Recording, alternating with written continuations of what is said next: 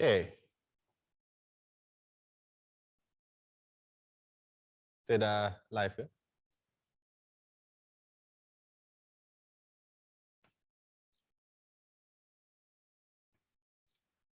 Hello, hello.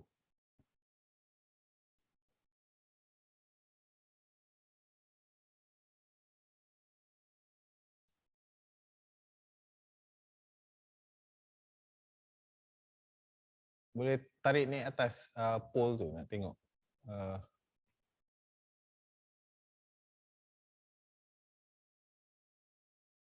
out of 14.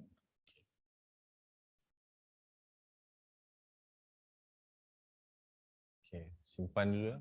Simpan kat tepi dulu.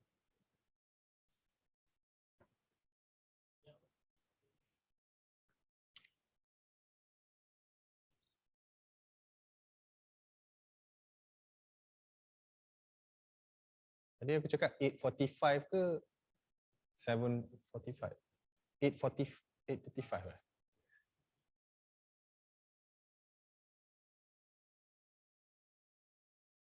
Hello Nanda Kumar. Did I say 8:45 or 7:45? Because if it's 8:45, then carry on. We'll commence at 8:45 then. 7:45. Okay.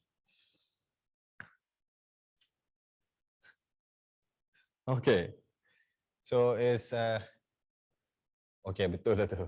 Okay. Well, sometimes I forget. Sorry. Is everybody in?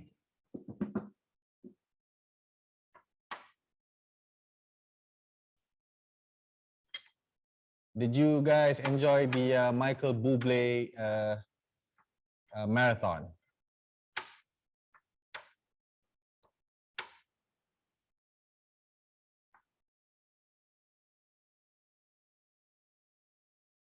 Uh-oh.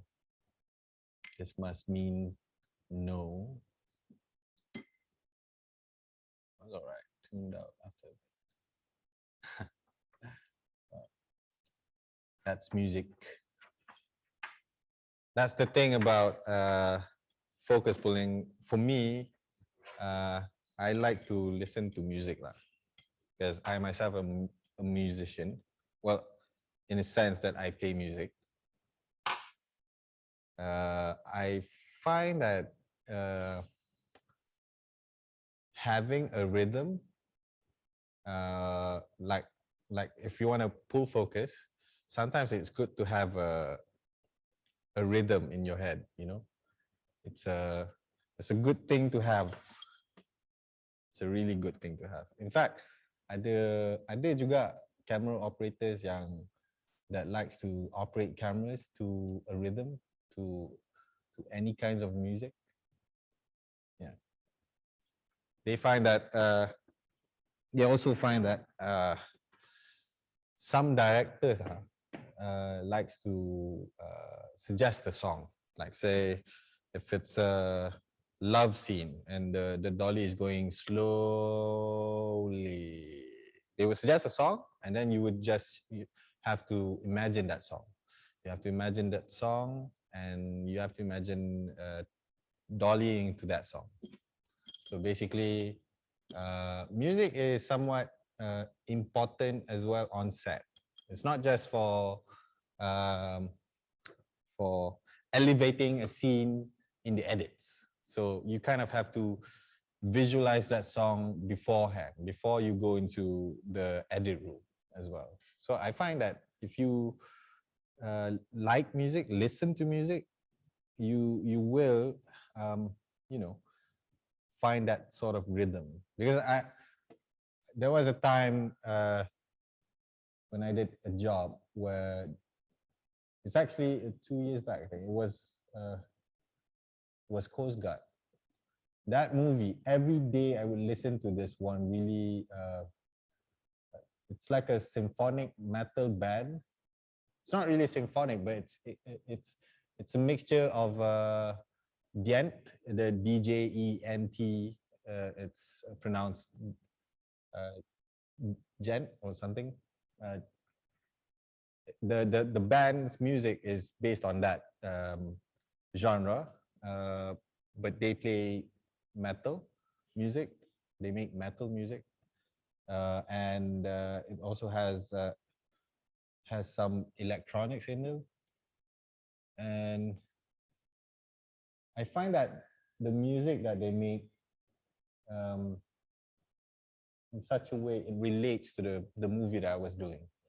So I feel like that music kind of helps me tune into that movie more, because when you're pulling focus, you gotta think about the way you move, the pace that you go when you're pulling focus. You know, like sometimes when you have an actor running towards the camera, and then you want to have that feeling. You know, you're holding your hand unit, and it's almost like you're breathing with the actor as the actor is running towards the camera or running away from the camera or just walking and, you know, just acting, you know. So basically, so is everyone in the room yet? Just raise your hand. Just press that hand button.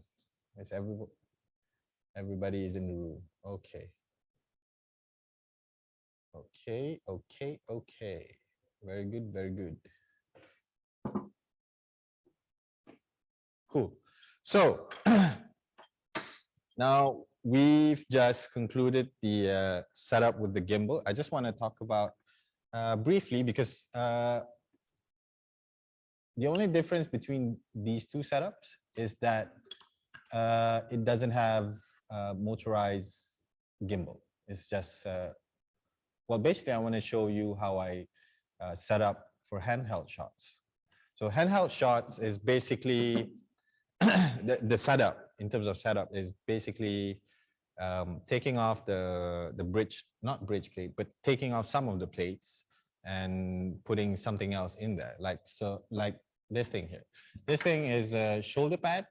What it does is basically, I think it's self-explanatory. You can just put it on the shoulder, and then you put the camera will be, this thing will be attached underneath the camera. You put it on the shoulder, and then, you know, have fun, go to town. And then another thing is a hand grip. I would suggest, well, I would suggest the very best, or the very best that is, you know, available. But of course, these things are costly to rent, and sometimes you hardly get it. You know, you can, yeah, because normally, you know, rental houses, they like to give better equipment to better paying jobs. I mean, I don't blame them, because cheap jobs, to put it for a lack of better word, cheap jobs, they tend to, if say an equipment breaks down, right? They tend to not take insurance for those kinds of reasons. So they try, rental houses would try to avoid giving, you know, really, really expensive equipment to those kind of productions. And it's not their fault. It's just they want to, you know, protect their investments. So if you can get it, I would suggest renting one of these hand grips. It's called the Shape. The company that makes this, it's called Shape. These types of hand grips is so simple to set up. It's basically, there's a button on the side here where my thumb is. You press that button, and then you can basically move it around. It can, it articulates to any direction that you would like. See? So let me just show you what happens after you take it out of a gimbal.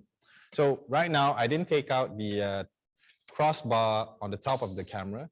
I'll show you my process ever so quickly. I'm not going to spend too much time on this handheld setup because it's fairly simple, really. But you know, I'll do it anyway. Okay. Take these out, screws out. You know, it's good to have all these long Allen keys because it gives you some kind of leverage. You know, when you want to unlock the screws, you don't really have to use force. You just have to, you know, pull it in a direction. So, and there you go, the crossbar for the Ronin. See, you can see that, right? This thing moves, by the way. So you put this side and you don't put the top handle just yet because you have to remember you need to take out the bottom plate. So now the Allen key for that is missing. It's not here. Somewhere. Let's hope I do find it. Otherwise, I won't be able to demonstrate further. It should be here. Probably down here somewhere. That's the thing. This is why you need second assistants to help you, because second assistant, they would definitely hold on to whatever stuff that you put aside, you know, because it's their job to help you. And they will definitely help you if you know how to work with them. Because I've had occasions where the first AC refuses to work with the second AC for reasons unknown. Of course, because I am not, you know, a mind reader, but you know, some people can be mean to other people, you know. But yeah, so unscrew that. By the way, this one is a 3/16 inch, I think, inches. Yes, 3/16 of an inch Allen keys for this 3/16 screw. Yeah, unscrew that. There you go. The bottom. By the way, this is from Cine Mill. It's an American company. The founder of that company is actually a Steadicam operator. He founded the company because not many companies makes accessories for gimbals and, you know, to mount stuff. So I guess he decided to establish that company and decide, well, I mean, if you go to America, there's probably tons of companies that, you know, makes stuff, you know, for cameras. In fact, there are. In fact, Focus Pull is there and Camera Assistant there can, you know, customize just about anything, you know. And then the companies that builds those things would sell those equipments or accessories using the Camera Assistant's name as a promotional effort. So, you know, if you ever work in the US, try to, you know, put that in the list of ways to expose yourself, you know.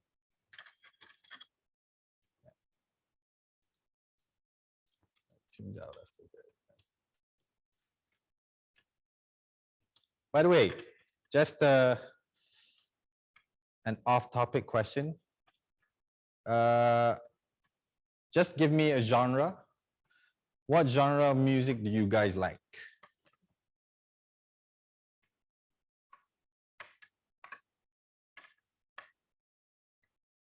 Any genre that you like. Rock or ballad or jazz or blues, maybe. Up to you. Okay, I'm moving on to this future jazz. Nice. I'm not really a big jazz guy, but you know. There you go. Plates. This is the, I'm on the bridge plate now. The bridge plate is the plate that, you know, well, that goes on to the dovetail, the sliding plate.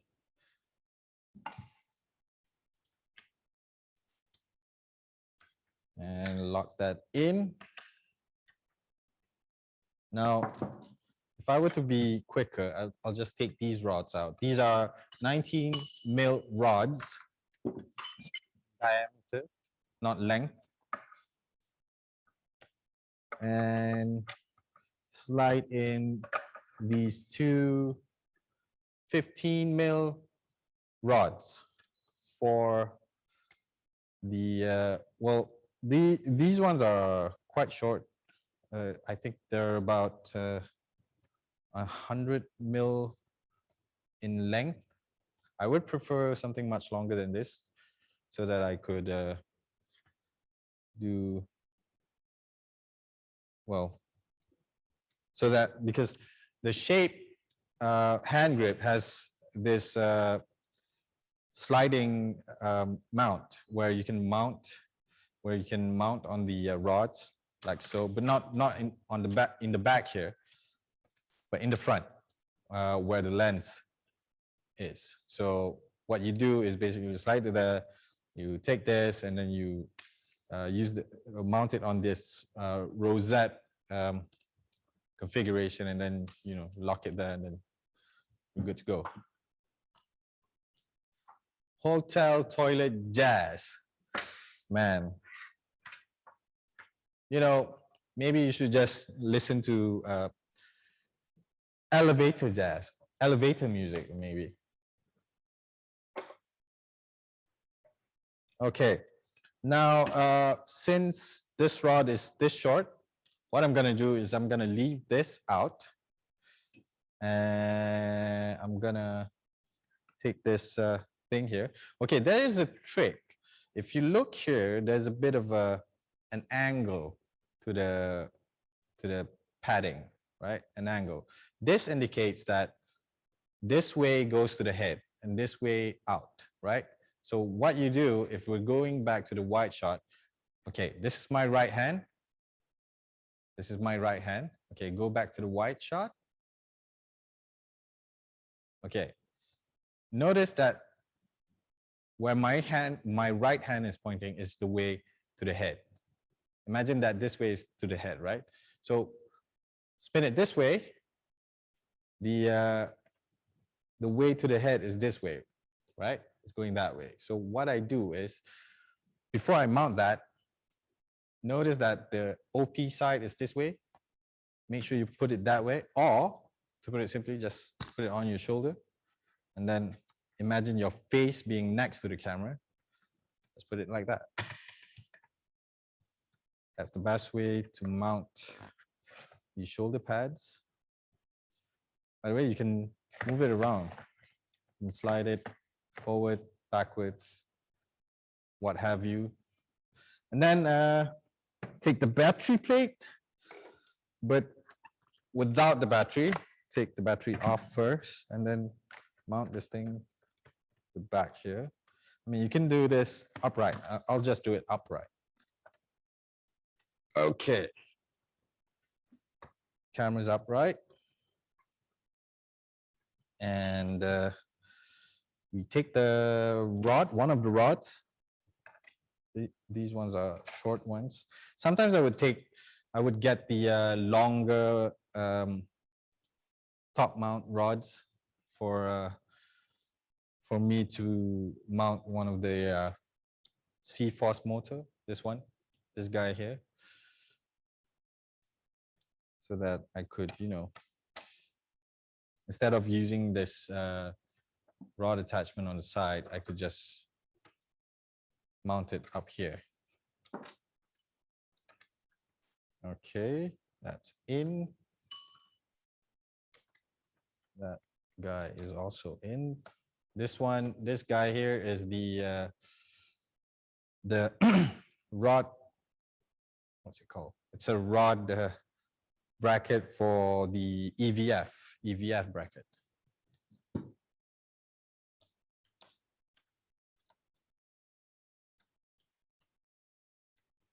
Rainy Day Jiwang Lo-Fi music. Okay. Okay, LV.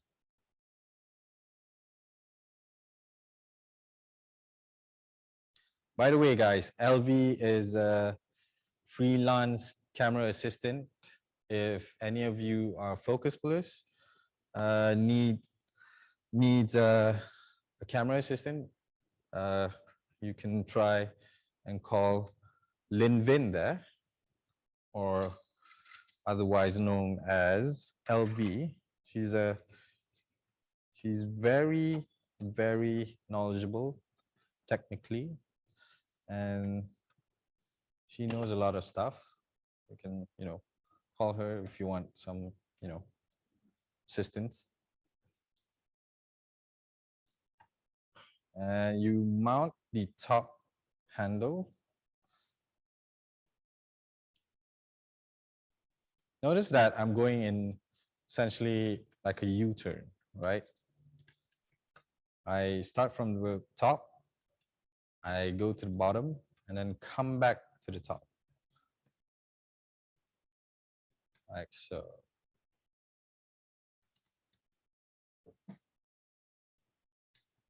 Okay. Top mount done. Now time to mount the battery plate. Notice that there is a D-tap splitter on the back of this battery plate. See, I already used the, I don't know if you can see it clearly, but this thing here is the dual lock that I was talking about yesterday. So it's quite strong to use a dual lock, but sometimes the glue doesn't stick so well, but they're just glue. They're not like cement or anything, although I don't think cement would hold it either. But okay, and then you plug these cables in. Always remember never to force the cables to go into the ports, because those ports, there's a on the cable itself, there's grooves that aligns to the port, so you have to follow those grooves. Dia ada alo dekat atas kabel tu, basically macam ni lah. If you look at this cable on the top shot, there's a bit of groove there. I don't know if you can see it clearly. Groove ni dia macam bawa laluan tu masuk lah. Dia ikut groove tu dia senang masuk. Dia tak memaksa. Okay, now battery in, plates in. Now next thing, don't switch it on yet. EVF mount. EVF bracket, I think is what it's called. Again, as I said, I don't remember the names, the proper names for some of these things. But I do, however, try to make new names for them. And I would normally tell my second AC or third AC regarding those names, regarding the names that I gave them, not to my assistants, to my accessories. Like I call this battery Biscuit because it comes and goes. Kejap ada, kejap tak ada. So I call them Biscuit. Why free advertising? Come on, man. I advertise everything. I just advertised David Chu. Now I'm advertising you. Why free advertising? Well, it's not a bad thing to be, appreciated.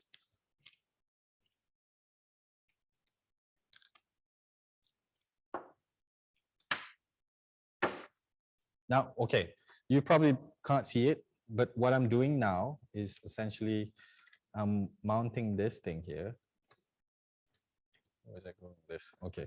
I was mounting this shape on the rosette mount. You probably can't see the rosette now, but let me just show you the rosette quickly. This is a rosette mount. This here, it's got grooves that you can just, if in case the screw goes loose, if it's just a tiny bit loose, you would probably be saved by the grooves of the rosette mount. Now, next thing is that was the left side, the AC side. Now I'm doing the operator side.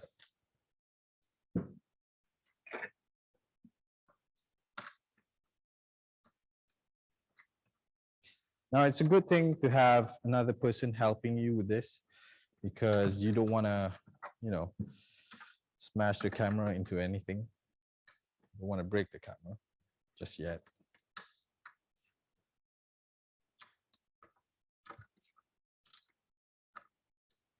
Because normally I would have my second AC. Where are my second ACs?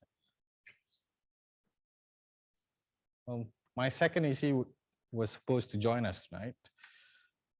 Not physically, virtually, of course, but she couldn't, I guess she couldn't make it because she's out there working, I hope.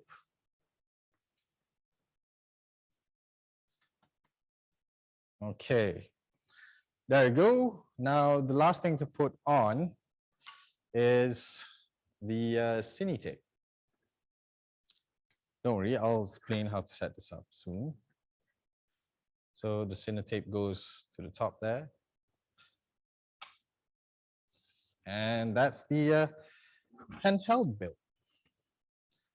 The next thing you could do is turn the camera on and you're good to go. So, okay, there's a lock here.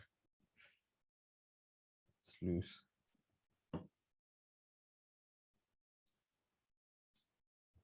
Okay, so the way I set this thing up is basically, for some operators, they like to operate, they like to have their hands as close to the mat box as possible. I don't know why, but sometimes I like it too, because when I operate myself, I like to do it like this, being close to the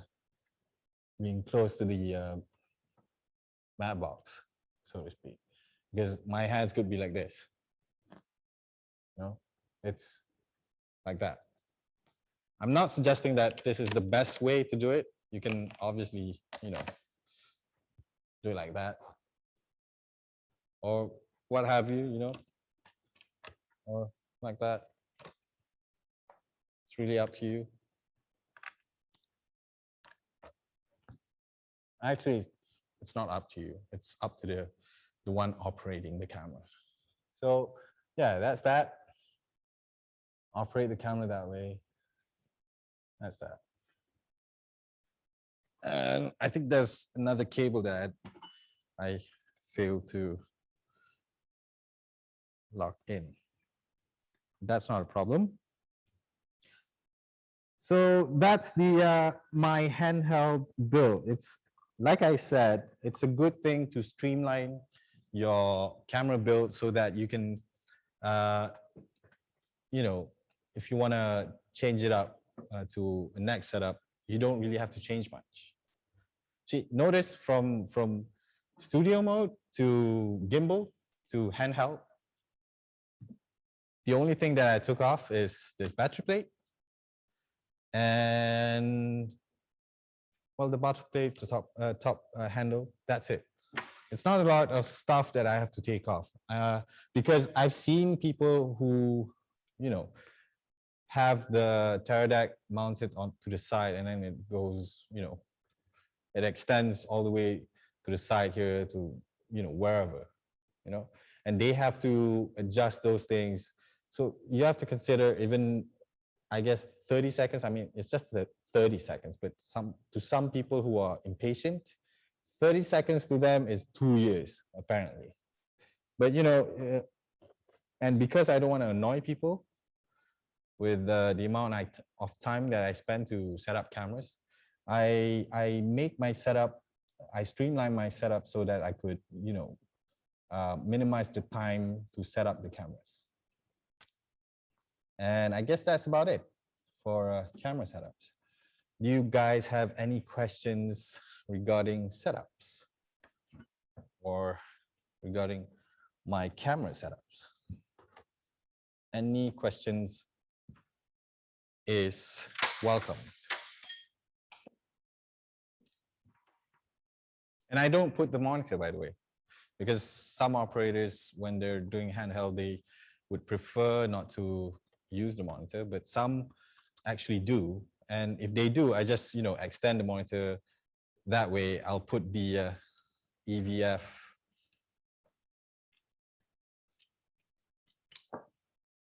another way, like this. The opposite side. See? It's so simple. Or if you want to minimize the weight, you could take off the EVF and extend the monitor that way so the operator could use the monitor to operate.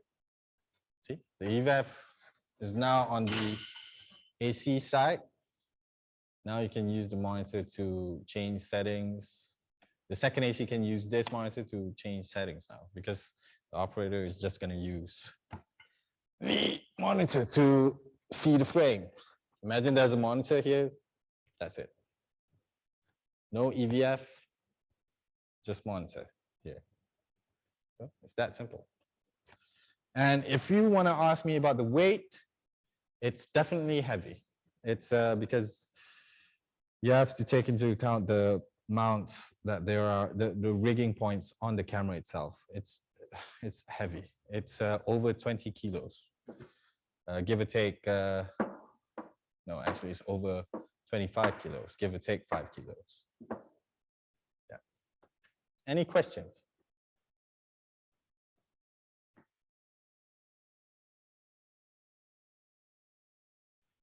Any at all? In case of not having a camera grip person around, is it technically your job to take the camera off the operator between takes? Yes. And sometimes I would ask the second assistant to do that because it's a teamwork thing and it's not, well, it's not really, you have to take into account because the camera is yours. I mean, as I said, if you have a camera grip, your responsibility starts from this plate up. That's the only thing that you have to worry about. Because if you have a good camera grip, you would most likely only have to deal with the camera, not the camera support. So in the case of your question, I would say it's not wrong to take the camera. And in fact, it's even better. It shows the DP or the operator that you are actually paying attention. So you want that, recognition, because I've been to jobs where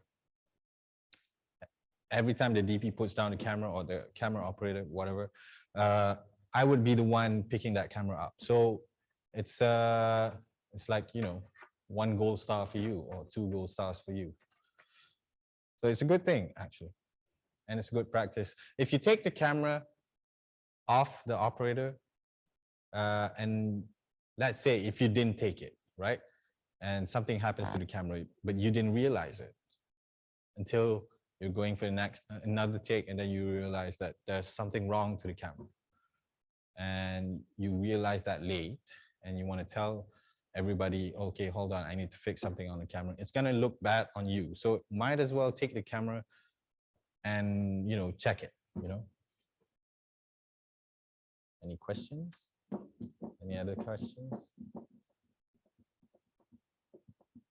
What would you say is the best way to safely put the camera aside? For example, during a break, well, it is in handheld mode since you can't mount it back on the tripod. Okay, there's one of 2 ways. The first one is I don't have that. The 2 ways, I don't have the accessories to show you, but one of the ways is that, but can't be danger of, can be. Okay, one of the ways is if you know a saddlebag, I'll show you, in case you don't know what a saddlebag is, I'll I'll send you a photo of a saddlebag soon. A saddlebag is essentially a bag with polyester, polyester or polystyrene balls in them, where you can just place the camera on top of that saddlebag, and then it'll just rest there. You know, it won't fall down unless someone kicks it. And normally, if I want to take the camera, I would place the camera. If I were to place the camera on the ground, I would find a place where no one would accidentally walk around. I would, you know, you kind of have to do that assessment on yourself, on your own. No one will do that for you. So you kind of have to judge what you're going to do. If you just, you know, neglectfully just put it wherever you feel is convenient for you, then it's going to be trouble. So always be mindful of what you do to the camera, because that's gonna be costly if something bad happens. And the other way is there is this one other way. Actually, there's two more ways. One of the ways is there is this one thing that it's like a quick release plate. It's like this plate here.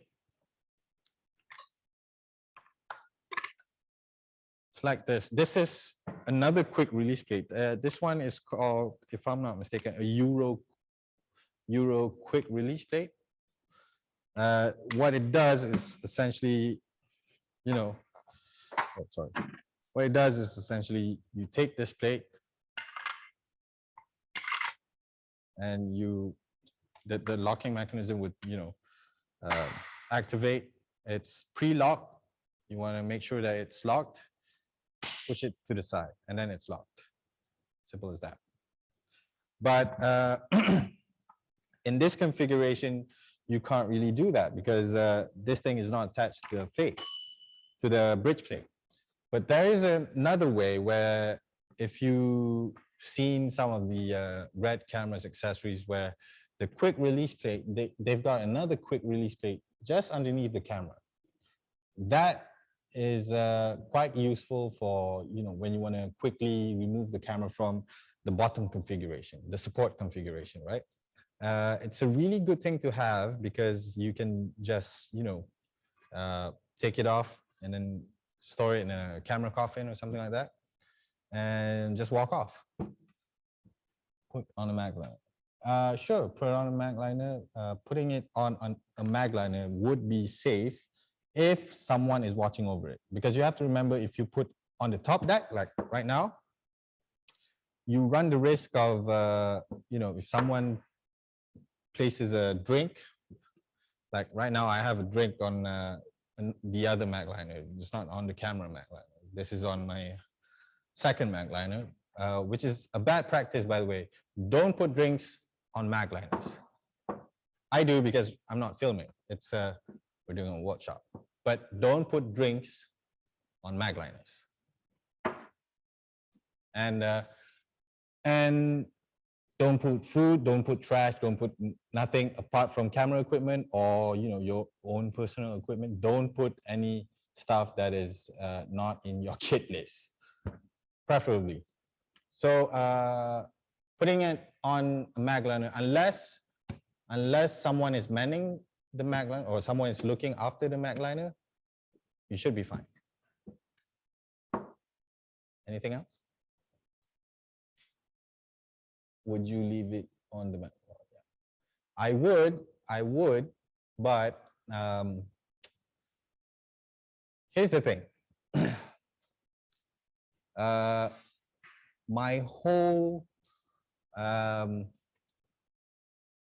My whole philosophy about camera assisting is to be as quick as possible on set. So if, say, the mag liner is a distance away from me and we're filming that, I would most likely have the camera parked where it's closest to the set. If the mag liner is off the set by a few meters away, I would most likely not park it there, unless I'm having lunch or having a tea break. close to the Magliner, yes, I would probably put it on the Magliner. I wouldn't put the camera on the top deck. I would put it on the bottom deck. I would make space, put it there so that it's safer. If it falls down, it's not too big of a height difference. So it's, you know, it's a very shallow height. So yeah, I would put it on a Magliner, but you know, it depends. But most of the time, I would place it as close to the set as possible.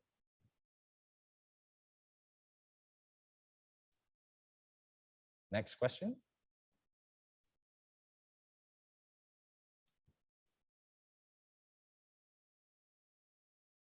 On the topic of Magliners, it would be great if you could show us at some point later in the workshop or whenever how you would configure your main Magliner, what boxes, accessories, consumables you would keep on it. Okay, sure, I can do that. What time is it? It's 8:29. I want to try to finish at 10, 8:29. Yeah, sure. Why don't we start with, well, because I don't have most of the boxes, because the thing is, I didn't actually prepare for that. But it's a good question. Well, let me just give you in theory. Obviously, I would have a lens box on the top here, right? On the top deck. This would be the tripod rack. I would put the two tripods, the baby legs and the tall legs there. And in some cases, you would have there's this thing called the Mitchell mount for the Magliners, because it's off frame. This thing here, where you can place your fluid head. You take it off. By the way, I forgot to go into details of this fluid head. If you see here, this is a Mitchell base. It's a flat base fluid head. It's a flat base fluid head. It's not a bowl fluid head. And this has a Cardellini lock. That's what it's called. I don't know why it's called Cardellini. It's quite a nifty contraption, actually. You can just spin this around, and there's like some latch that comes out of there and locks it in. So I've seen ACs getting yelled at for keeping useless things on the main Magliner. Where's my, you push off the location. Yeah, true. I've seen that happen too. And I try to have two Magliners on set. One that carries the lens, the batteries, the if you, okay, I'm gonna throw you one set of acronyms, plural. It's AKS, all kinds of stuff. AKS means all kinds of stuff. AKS is basically where you keep a whole bunch of stuff. Like you said, for putting useless things on the Magliner, yeah. That box is for that, actually. If you have a bunch of useless things that you want to put on the Magliner, don't put on the Magliner, put it in a box on the Magliner. So it's tidier that way, although it's messy because it's all kinds of stuff. Just chuck it in the AKS box, and then, you know, just live your life. Yes. Okay. So that's that. It's where you can easily mount your fluid head, and you don't have to worry about it moving around. Normally, people would have hi-hats. Down here, I've got a hi-hat down here. I don't know what just fell down. I've got a hi-hat here. Normally, people would put hi-hats on the top deck and put the heads there. See? There's hi-hat. Okay. But I don't use this hi-hat because I already have that Mitchell mount for the Magliner. So I just use this instead, the mount there. Okay. So, and normally, another thing that I would keep on the top deck Well, sometimes they consist of batteries and either filter boxes or my floor bag. This thing here, my floor bag. Sometimes I would put my hand unit on the inside the floor bag or in a box on the top deck. If I don't have a hi-hat on top of here, I would most likely put another case where I could keep my focus station, my mobile focus station. So it's quite a neat thing to do because, well, you don't really have to throw it around on the Magliner. You could, tuck it away properly, right? And this is the tripod rack on the Magliner. Okay. So these are actually the things that you can, if you go to a rental house, just ask them to bring out their finest Magliners, and you can look around it. But yeah, the next thing I would keep on a Magliner on the bottom deck, if you happen to have the camera coffin is why we call it a coffin is basically because the camera, I guess the camera is like a vampire, it sucks everything in, so the camera coffin is where we store the camera after a shoot day. We just chuck it in there and then close the box and then store it somewhere. But sometimes I just leave the camera coffin in the truck so that I could put, other lenses on the bottom deck here. And then the best practice would be to have the lenses on different Magliners. Like you have to make it like a home base and outpost. An outpost is these are my own terms. An outpost Magliner would be the Magliner that you keep all the lenses, all the filters on there, and where you can keep your where you can mount your cameras and you can move around with lots and lots of mobility, preferably a junior Magliner. This one in front of you is the senior Magliner. As I measured earlier, this one is 4 feet and the other one is 3 feet. So it can fit in most elevators there are in Malaysia. So you don't have to worry about space because the junior Magliner is relatively small. So you can, wheel it wherever you like. And I guess another thing that I would keep on the Magliner would be, well, my home base would be the ones that I keep all my AKS, my consumables, my expendables, what have you. And, sometimes I carry another bag. I do have another bag for other things. This is my other bag. It's a black bag. This used to be my main floor bag, but I don't use it anymore because I have a much smaller ones. This, I keep my additional tapes, my cables, and I do have this shoulder pad that my friend David Chu helped bought it for me. And I have additional tissue. I have, well, this one is a silicone spray for to lubricate any metal parts that goes into an enclosure, so to speak. So that's it.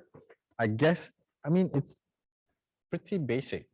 What you need to know is when you want to go on set, you want your Magliner to have all the essentials. You kind of have to judge it by whatever you're doing on the day. Like if you're doing a lot of handhelds on the day and you are mostly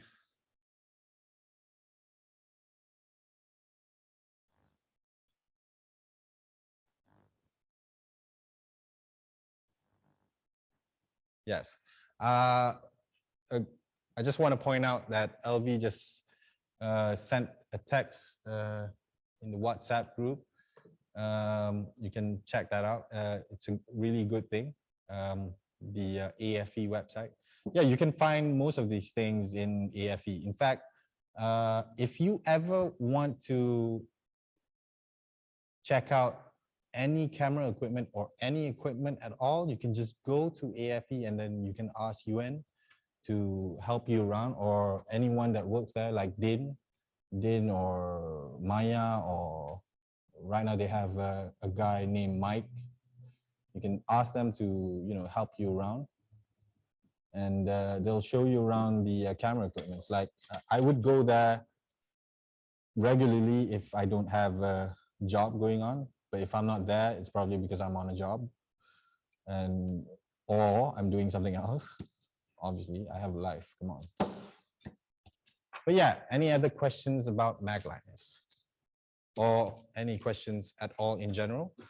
If there are no more questions, I'd like to move on ahead to focus pulling.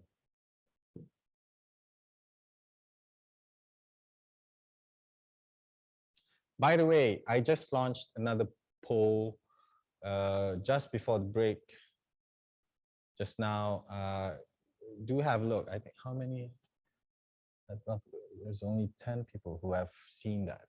Okay, just go through the polls and okay, let me tell you this. There's no wrong answer.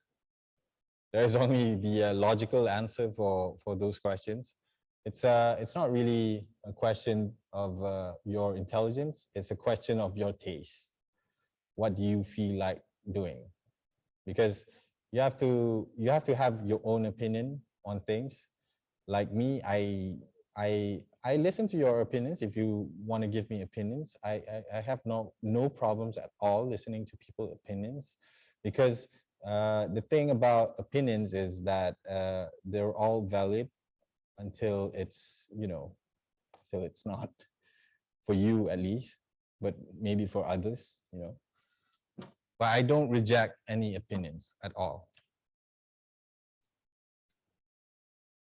Questions.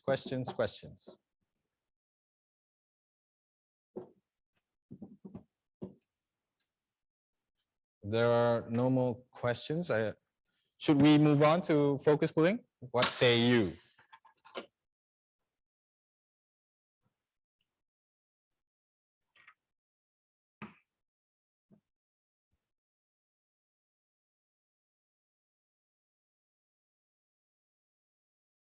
I hope everyone's awake. Or maybe you guys are checking out the WhatsApp or the AFE website.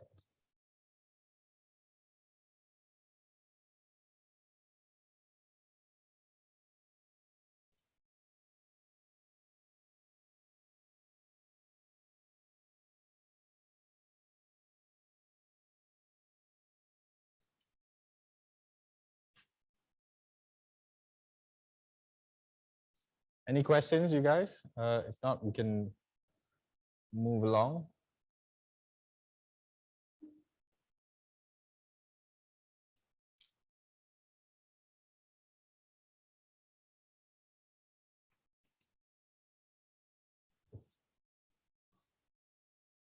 Okay, let's talk about focus pulling. Hold on.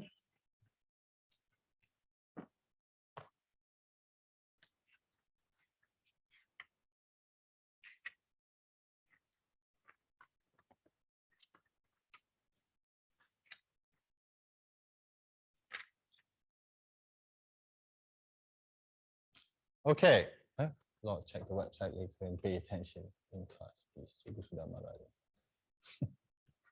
No, not angry. Come on, I'm a chill guy. So focus pulling. So let's talk about the scope of work of focus pulling. So in a nutshell, focus pullers, what they do is they keep the images in sharp focus, and well, that's about it. And they obviously they manage camera equipment. But other than that, they are, well, they are basically technicians. They're not really they're not really creative people. But what's creative about it is when you start deciding what you're doing with the focus. Like say, if you have an opinion for a shot, like you want to rack focus somewhere, right? And you want to suggest that to the operator or the DP. It's that's when the creative part kicks in, because you have to understand it's mostly technical what you're doing, because it's not really if you think about it, it's just you're just moving a part of the lens to achieve sharp focus. That's it. It's not really something that that you do storytelling wise. Yes, uh, it's a creative thing what you do, but focus pullers aren't inherently creative position, but it's everybody's opinions, and because if you go to the US, the US will have a different opinion for focus pullers, or if you go to Europe, they would have another opinion on focus pullers.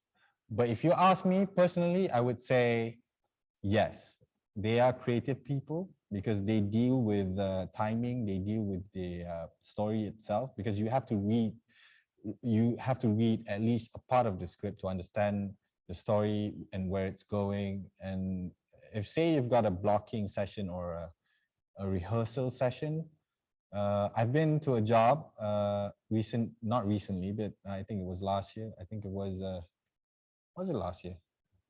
Yeah, it was last year. This job, they had rehearsal days for 2 days, I think. When was the David? When was the uh, the movie with David Yanis? Was it last year? David Yanis, yeah, August last year, yeah. We had a couple of rehearsal days. I didn't go to one of the rehearsals because it was in Terengganu and I had to take a job. But yeah, they had, I think, about 5 or 6, probably more, but they had about 5 or 6 days of rehearsal days. And in all of those days, they would rehearse with the DP. And if I was there, they would rehearse with me as well, because they want me to know the steps and they want me to know the essentially the emotion that goes on to each scenes. They want me to know the rhythm. This is why I asked you about music. I want to know the type of music that you guys listen to. You have to understand, I don't want to tell you what you should or shouldn't um, listen to, but you try to be open, because you're dealing with quite a universal industry, because you deal with different projects, obviously. But as a focus puller, I find that having a rhythm when you're pulling focus is a good thing to have, because you're moving with the camera, you're moving with the actors, you're pulling focus. Just imagine that the whole action on set for you consists of this. It's just that. It's just you're just shifting focus, you're just twisting a knob. That's it. You're not really moving a lot. But for me, like, I like to stay close to the camera because, say the camera were to move that way, and I'm following that movement like this. I'm taking a step. That one step could probably be about 1 feet or 2 feet, right? So if I were to move along with the camera, it would be like this. What you probably not see that, but I'm moving my hand is I'm moving my feet in tandem with the movement of the camera or the camera operator. So basically, when you're pulling focus, it's best to know the movement of the cameras or camera for that matter. But yeah, you once you get in sync with the movement, you can more or less visualize that rhythm to move with the camera, and you can time your hand to pull focus. So that is a skill that you will have to practice really, because it's not easy to, you know, practice that kind of thing. I mean, it's not easy to gain that kind of skill. You will gain it over the years, but you know, practice makes perfect. And another thing about focus pulling is that you guys are invincible.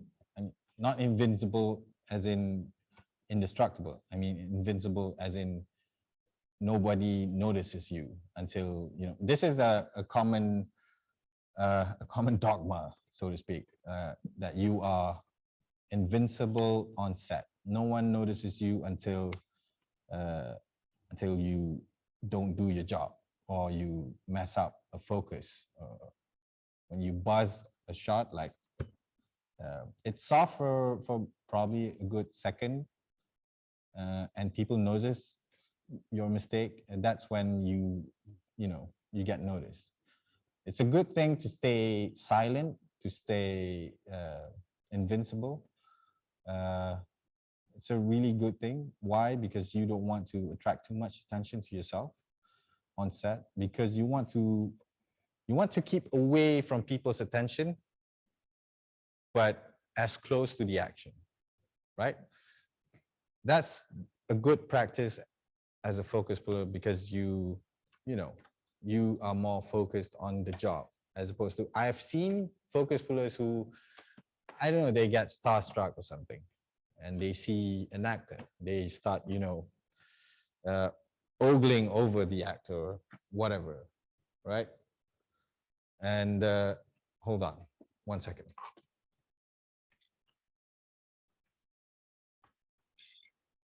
You can think of a question you want to ask.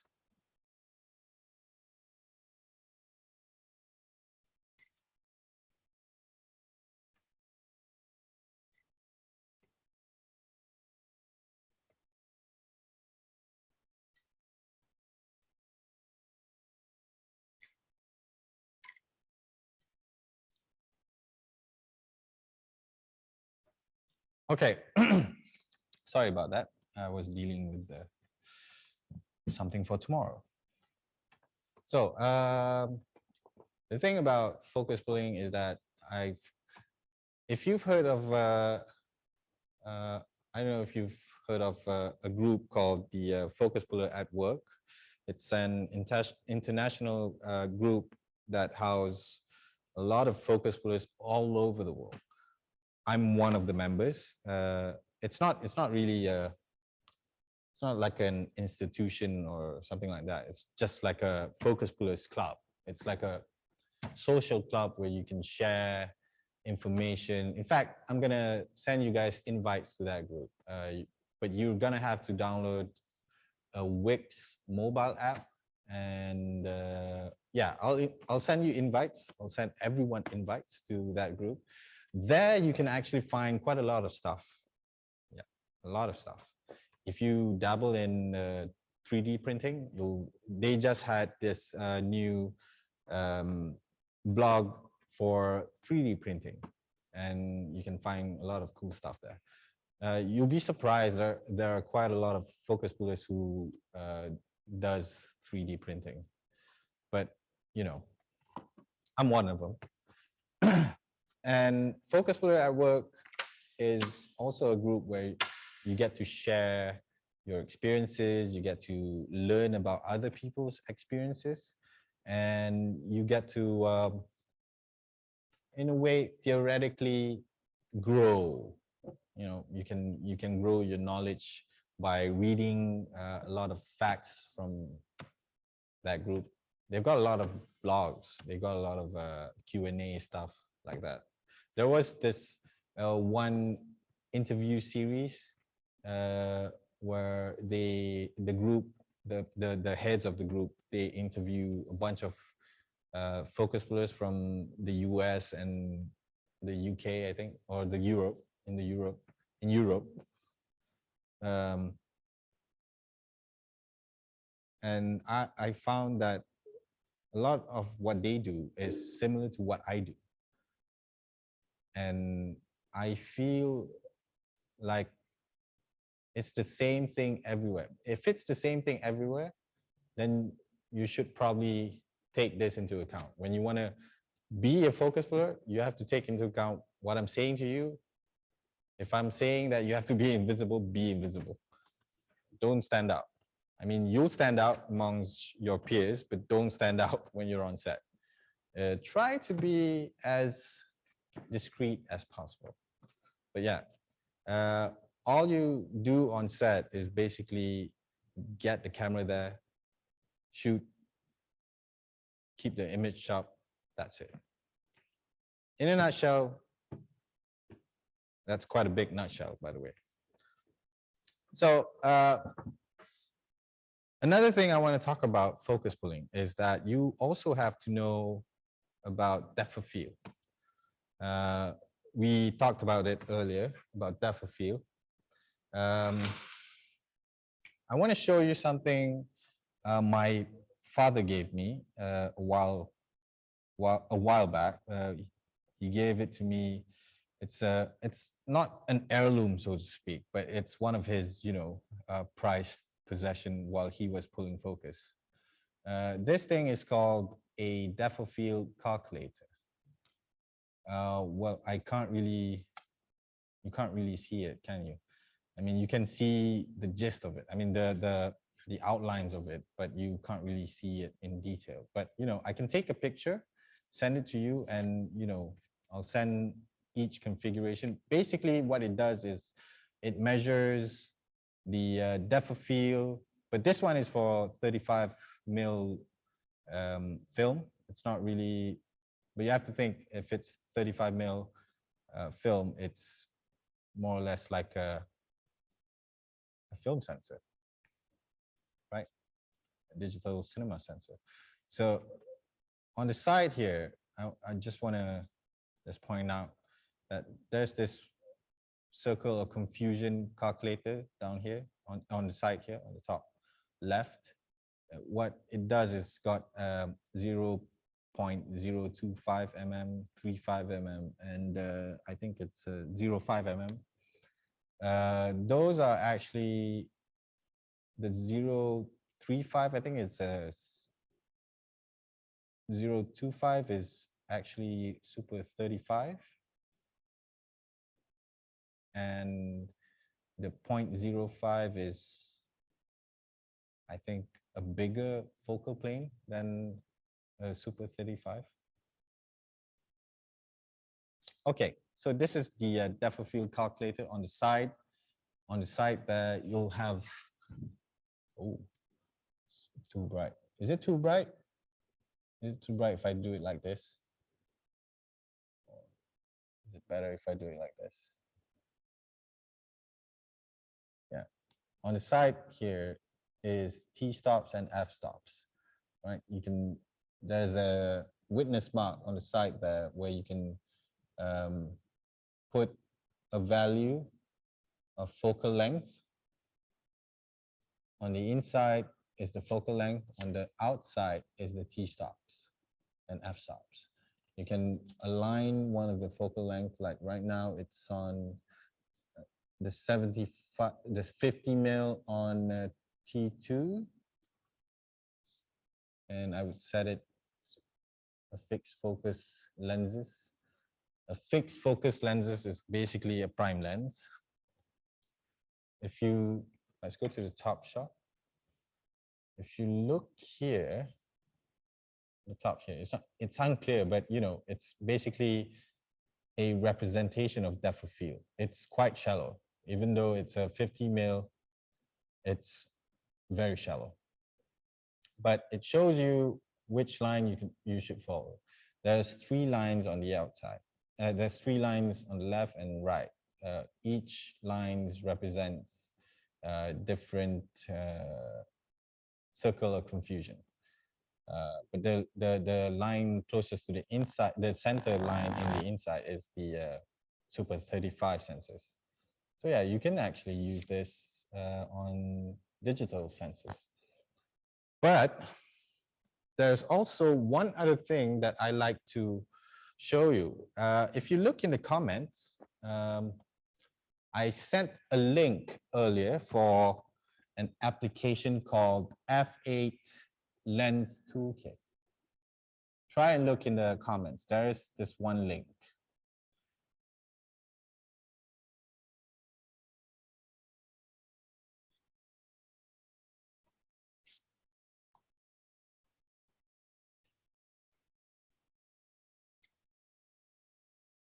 Yeah.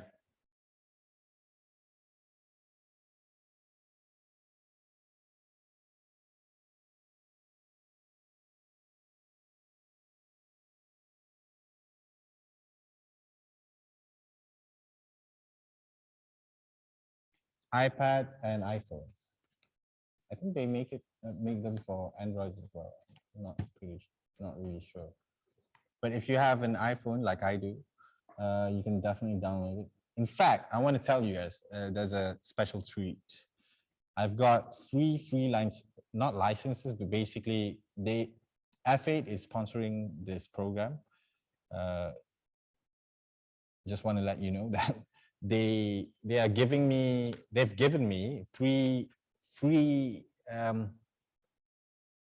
I guess in a way to say license to download that app. You can download that app for free, but I'm only giving 3 of them because that's, they're just giving me 3.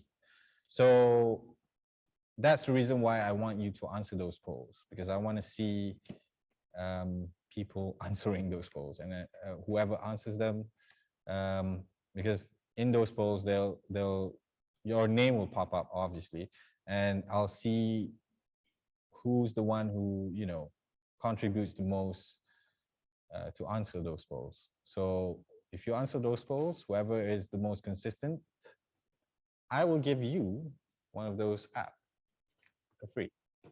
And if you were to buy it, it's actually 70 ringgit, something like that. Let me just show you what the app is like. If we go to the top shot, in fact, you can see some examples in the, if you go to the WhatsApp group, I've sent you a PDF. Where is that too? Okay, there is a PDF in the WhatsApp group. That sponsor break. Yeah, sponsor break. If we go to the top shot, I'll show you the app. So this app, essentially what it does, oh, it's too dark. Okay, that's the app. The app, essentially, it has a depth of field calculator. It should be helpful. Right now it's set to Red Epic Dragon. I can change it to, oh, what's this? Oh, no, Zalora. Not buying anything. Okay, now I've changed it to Alexa Mini LF. And let me just change the setting there. Open gate.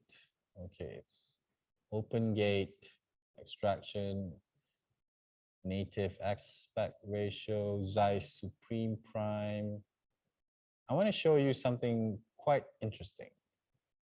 Let's set this camera at T28.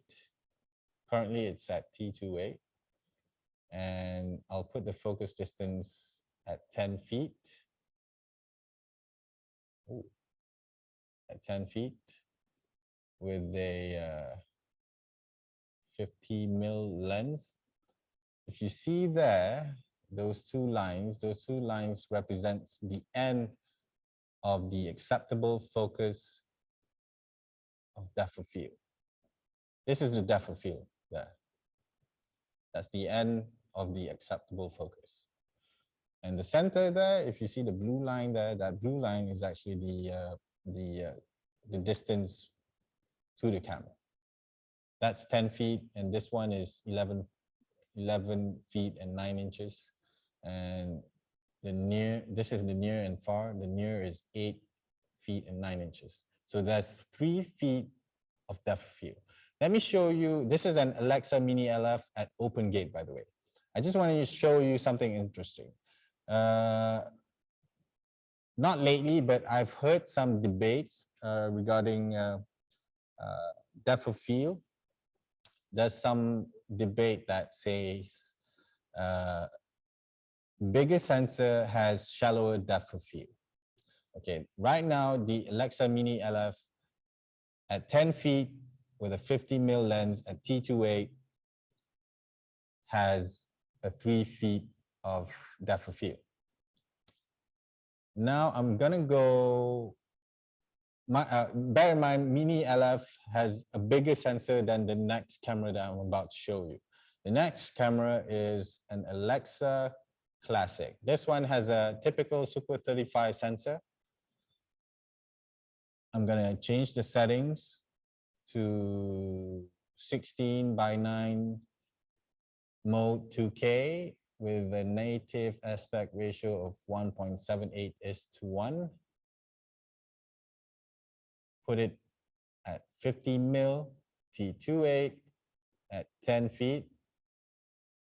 Check that out. It's the depth of field is actually 1 feet and 10 inches. Do you get what that means? It means that this smaller sensor than the LF has a shallower depth of field. Now, I've told this to a couple of people. Some of them agree with me because I think they've probably seen it themselves. Like for me, I've tested some of it. In fact, if you think of it, if you go all the way up to, if you trying to match depth of field between a Mini LF and a regular Mini, the depth of field difference is about roughly about 1 feet. Oh, sorry, a few inches. It's not even 1 feet apart. But this goes to show that you don't really have shallow depth of field with bigger sensor. It's the opposite. Yes, exactly. The focal length plays a part in this. Actually, okay, this is going to go into crop factor, and crop factor is actually a topic that I don't quite like because, well, but we do have to, consider about crop factors. With Super 35, it's almost like 75. Yeah, exactly. Super 35.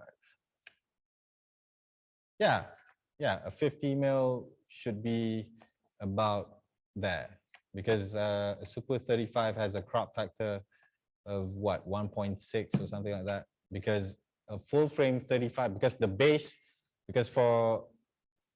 is for stills photography, the standards for a 35mm is a full frame, what we call a full frame 35, right? And for us in motion pictures, we consider Super 35 as the standards, because the way we record image is by having the film running vertically as opposed to horizontally. Although if you go to VistaVision cameras runs the film vertically, as well as IMAX cameras, and I think a few other cameras. I'm not quite sure, but yeah. For motion picture, the standard for 35mm is a Super 35mm. For stills photography, a full frame 35mm is the standard. So we take from that standards, I think divide it down by a value, you will get a 1.6 crop factor. So a 1.6 crop factor, a 50mm on a full frame 35 is equivalent to a 75 mil, more or less, on a Super 35 sensor. So yeah, you're right. That's crop factor, but let's not go into that because it's a whole lot of mess, because there's the 65 mil equivalent sensor, there's a 70 mil equivalent sensor, like the IMAX. The IMAX, I think, goes way a little bit over than 70 mil. Did I just say 75 mil? No, it's a 70 mil. It goes a bit over than 70 mil. Yeah. So that's the app. If we go over to the top shot again, there's a field of view calculator, as well as lens match. In this tab, you can do a matching of lens. This is what you were talking about, crop factor. While we were talking about crop factors, you've got a calculator here to calculate that offset. Like right now, on the top here, there's a green bar here. This one is Alexa Mini LF, and this one is Alexa Classic. So if I were to put 100 mil on the Alexa Mini LF, it's equivalent to a 65 mil on a Classic. But oh wait, this is a, oh yeah. Yeah, imagine that. And if I were to put a 35 mil on an Alexa Classic, it's gonna look like, it's gonna, if you were going for something equivalent to a 35 mil on a Super 35, you would have to go for a 54 mil on the Alexa Mini LF. So that's the crop factor right there. Yeah. Imagine that. And another thing is sensor size. You can see that the blue line is the Alexa Classic, and the line outside of it is the Alexa Mini LF. I've used this app for a few months now. I don't really use it that much. I mean, I have it. I sometimes would check over the app just to have fun. But it's quite a useful app for you to use. I'll definitely have to award those apps to whoever is answering those polls. So answer those polls. So let's continue. Let's continue again with the focus puller. So I want to talk about camera systems. Camera system, well, I did talk about it yesterday about how to prep a camera package, right? And camera system is essentially one of those things that you have to handle, because back then, when we were filming in 35 mil films, every settings on the camera would be the job of the focus puller or the first assistant camera. If you were to change any settings like the ground glass or the shutter angle, the gate before the focal plane, the film, where the film strip goes, the focal plane, and then every settings on the camera would be your responsibility. But when you go into the now digital era, it's your job. I think earlier today, my colleague Hanif was talking about how camera assistants are the ones, camera technicians during the early days of digital cameras. Camera technicians are the ones handling the changing of data on the camera system settings. But nowadays, everybody knows how to change the camera setting. It's almost a common, it's actually a common thing now. Everybody knows how to set the cameras. Everybody, you know, because it's accessible. You can access any digital camera any time of day.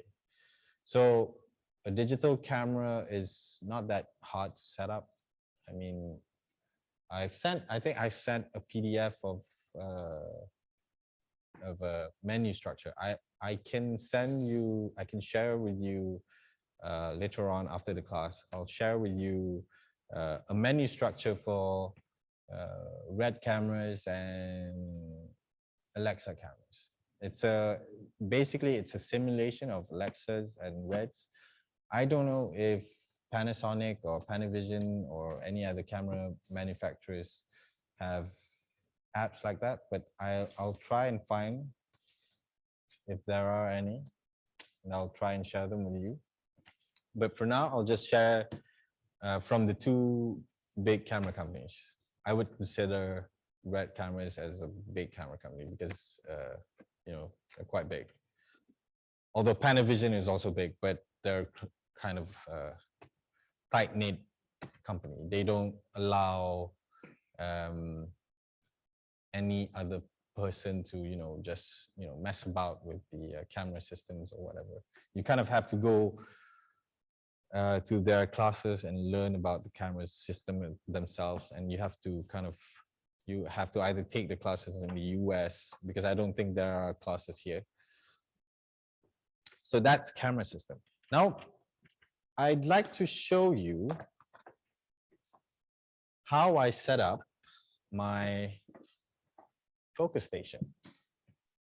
Now, on a regular basis, I would set up my focus station to go mobile.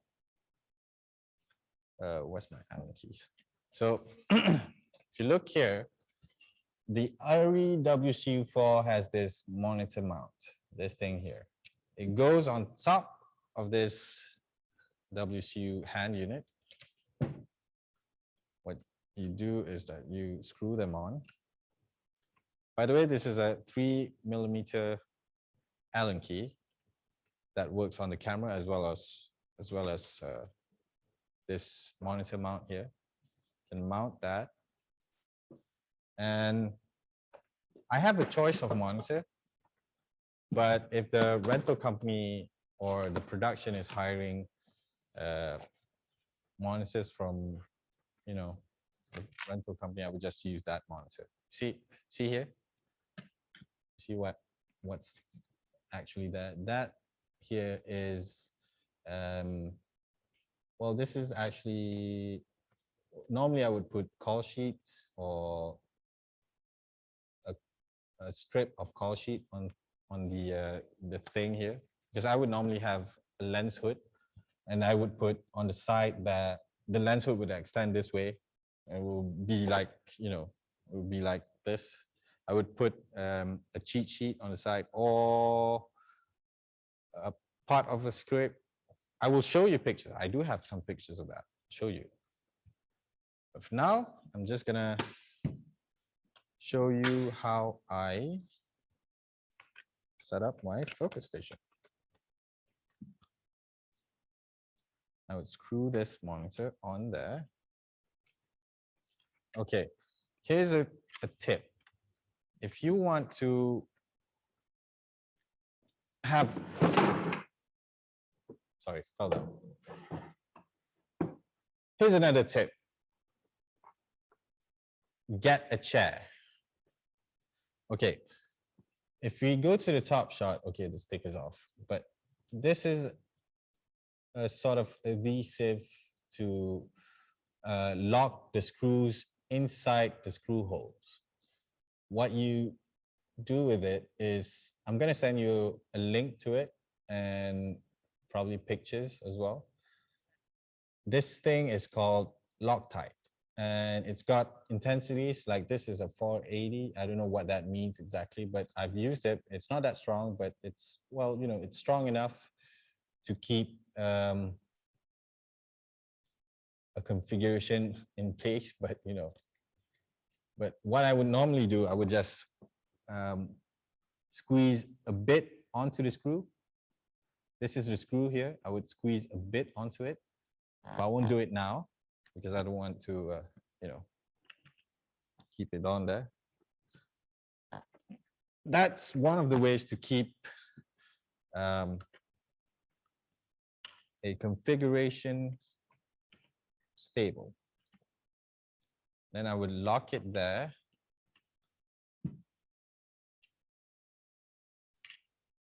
Like so.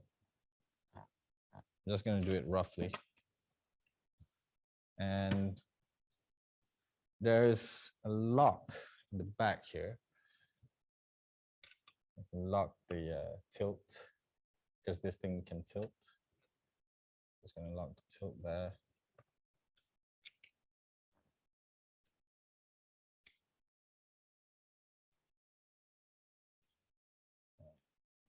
There you go. Now it's locked. You can see that the way I configured it, it's a bit tilted that way. I mean, I could, push it back a tiny bit, but it's already fully locked. It's going to look like this. So that whenever I'm running around, going on mobile, I could just, hold it like this. Usually these hand units would have a strap, a hand strap, where you could just slide your hand in there and you could just, dangle it around. You don't have to worry about dropping it or anything. But yeah, you have this and then, you can just pull focus like this or this or, what have you, So that's how I set up my hand unit. And if I'm tucking away my hand unit, because I make my own, monitor cover, I don't put acrylic over it. I would just cover that. See, it's a neat solution. This is my own monitor, by the way. I don't,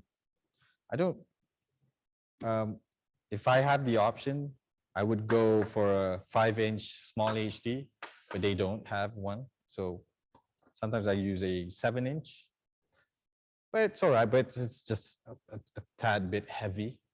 I'm sorry, to apply the Loctite in the female threads and the screw we tip from on that.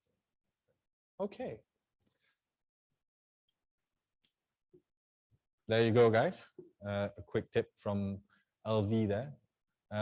Keep in mind, I just want to let you know, LV here has been one of AFE's technician, and a good one. And please do take that tip. I put those on the screw itself because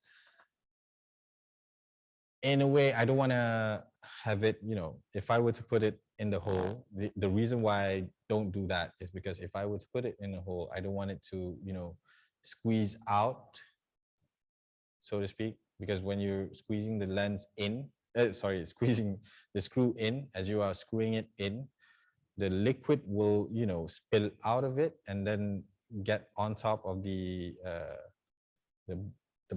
outside of the screw hole, which I would most likely like to avoid because I don't want to, if it's a monitor that I'm renting, it's definitely gonna, leave a mark there. So I try to avoid that. But, if you feel like doing that, it's, it's better that way. I mean, if it gives you more, how do I say it? Well, if it helps with the construction, But yeah. And another thing that I would do is, actually I have a backpack here where I would, this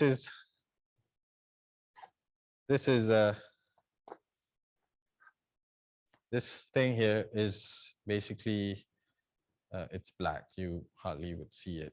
Yeah, this thing here is what I use to mount my wireless receivers. I would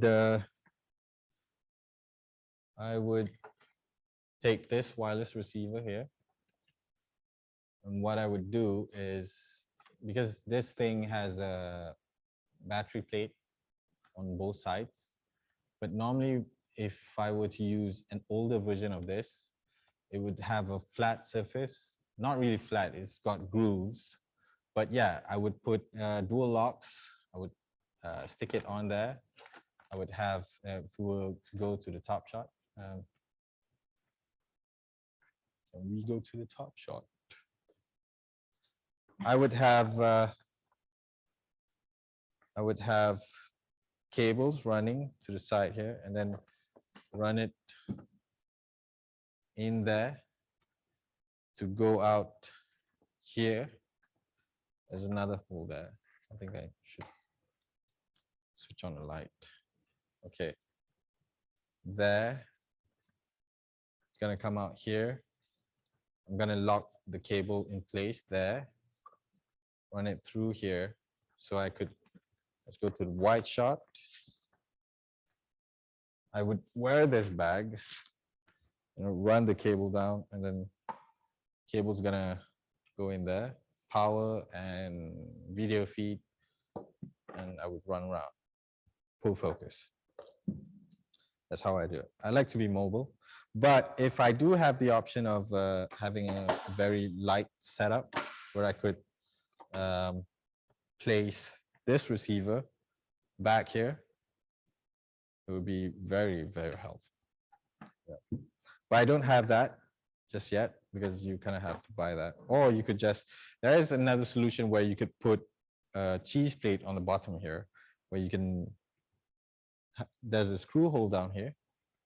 That screw hole you could probably add, like there's this two-way screw where on the top it's a different size, at the bottom it's another size, or you can get both the same size and then you just thread them on the plate, and then you can mount this there like that. Yeah. Then you can run the cables, short cables, by the way. And that's how I would set up my mobile station. But if I were to set my stationary station, I would have a C-stand. I don't quite like the C-stand configuration because it's too heavy. I don't think you can see the C-stand, but yeah, there's a C-stand here. This C-stand, I would, mount, get an arm. This is what's known as an ultra arm. It's what it says on the higher sheet anyways. You thread them in that on the monitor, and then it's going to be top heavy though, especially with the battery and the rest of it. True, which is why I don't do that. It's why I just set it up just like this, so it's not top heavy. That's why I have a bag. And I have used, I have tried a configuration where I just put the receiver, but the battery would be offset on my body instead, and I would run cables there. So, but the only problem with that is you run a risk of, tripping on the cable, or, getting the cable stuck somewhere, and then you ended up damaging your SDI port or the power port on the monitor. But the only solution to this is having a monitor that is built in the wireless receiver, like one of those Bolt small HD Bolt 703 or 503 or something like that. It's built-in wireless receiver. There's the Sidekick version. There's the if you go over to Small HD, I'll send you a link. But if you go over to Small HD, you'll definitely find one of those wireless monitors. It's built in. You just plug in a battery and you're good to go. And I think the Sidekick works with the Teradek Bolt 3000. But if you go, there's another one called the Yeah, the Bolt 703. I think it works only with the newer version of Bolt. I'm not pretty sure, but I'll send you a link. I don't remember the specs, but you know, even Vexus has, yeah, exactly. Vexus has the 058, 057 or something like that, the model number. I do know of that. And it's quite cheap actually. It's around, well, it's fairly cheap. It's around 6,000 or something. It's about the same price as my monitor here. When I bought it, it's about 6,300 something ringgit. And the Vaxis one is, if I'm not mistaken, it's about around that price range, or probably it's more. I think it's more. I'll have to check on that, you know. And what you have to do in this configuration is, usually you have a head on top of here, right? You can mount a spigot where, I don't have a spigot here, but that spigot will look something like this. It's got a screw on both ends. You can screw them down here, and then mount on the C-stand heads. You could have it like this, you know, whatever, what have you. And you can put a V-mount battery. A V-mount battery would look like this.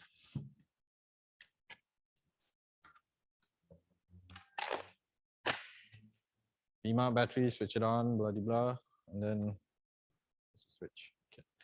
Okay. Have it there. You can run a cable, power to power monitor or anything else that you would like. For tomorrow's demonstration, I'm going to use that big monitor. I'm not going to use this one, by the way. Why? Because I want to, well, because I'm teaching you guys in a workshop. I'm just telling you about my configurations. Okay, so that's my focus station. Do you guys have any questions? Any questions at all? I'm happy to take questions.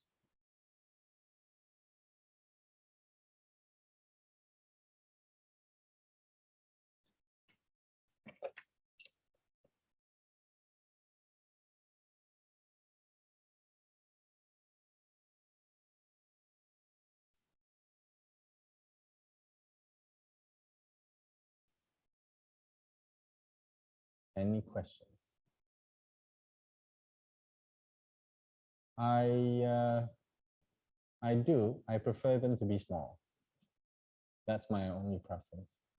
And well, not my only preference. I would prefer it to be as sharp as possible and with features that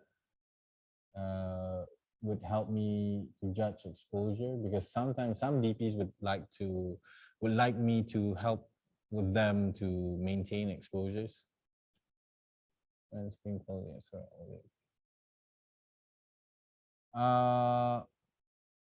Here's the thing. OLED monitors, they tend to have this jittery effect, which annoys me a bit. Like this monitor is OLED actually. It annoys me quite a bit because there's a slight burn-in when when you have the monitor, when there's one image that sticks to the monitor so long, it's going to leave a burn-in, and that's going to affect the way images is projected on the monitor, so to speak. So it's quite annoying for me. So I don't quite like OLEDs, but I do like the quality of color on OLEDs. But that's not my goal to have an OLED monitor for focus pulling.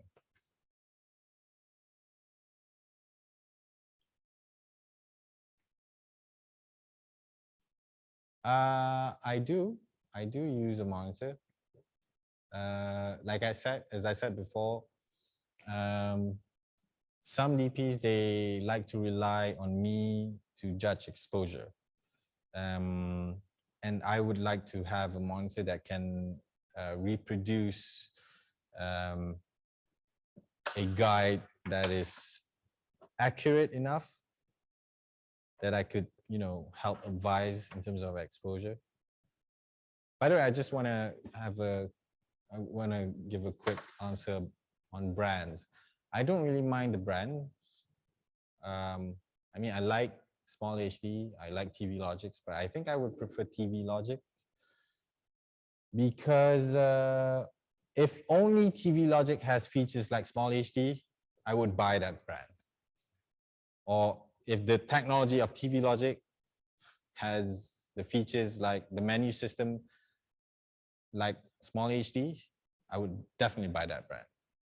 So if I can merge the two features together, I would definitely, have that. Check out OC. I have not my cup of tea, unfortunately. I have actually. And I heard they use that OC monitor to the DITs in back into a corner.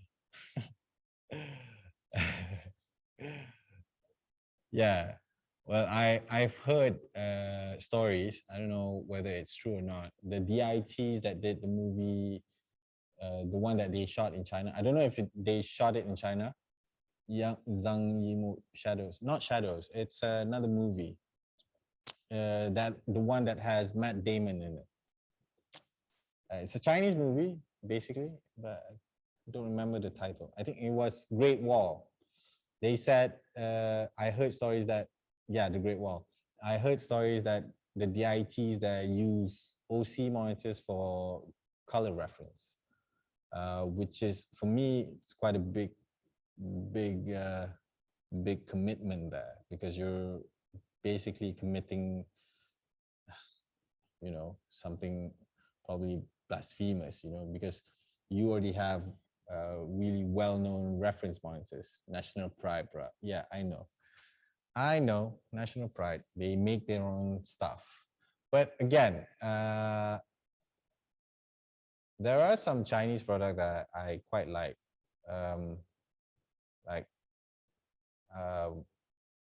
what's it called? Like, well, obviously Vaxis. I quite like the Vaxis system because it's simple as opposed to Teradek, and then it's quicker when you switch off the camera, or sorry, when you play back.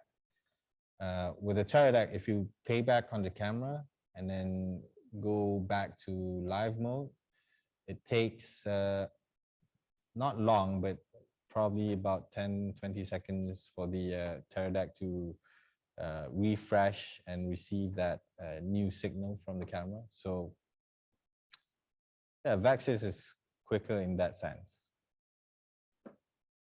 And I think the company that makes the chipset for the Vaxis makes chipsets for quite a lot of products, if I'm not mistaken.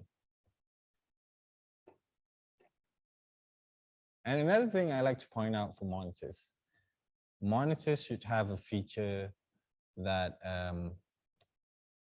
that has false color.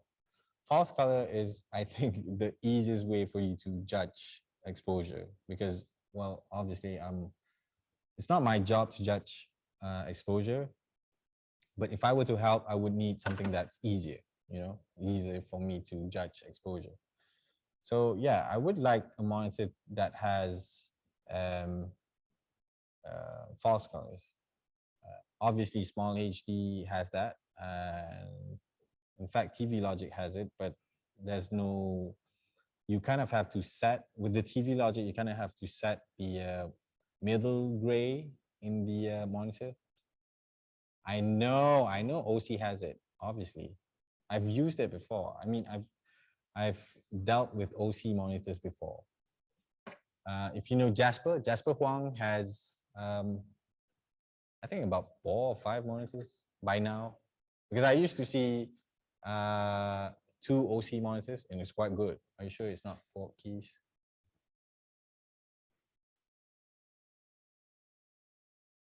I'm pretty sure. It's not Portkeys.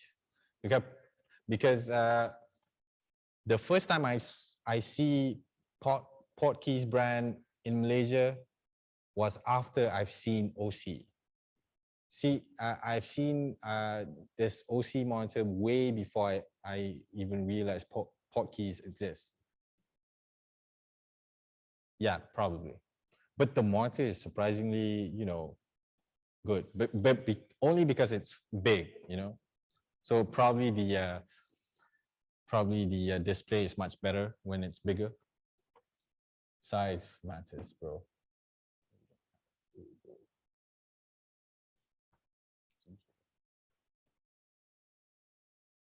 Show what I have. Maybe it's different. Sure. Share with the group. I'm all about delegating. I'm all about sharing. And if you like to share it. I like to know if LV has a preference for monitors. What would you like as a focus puller monitor? Let's see.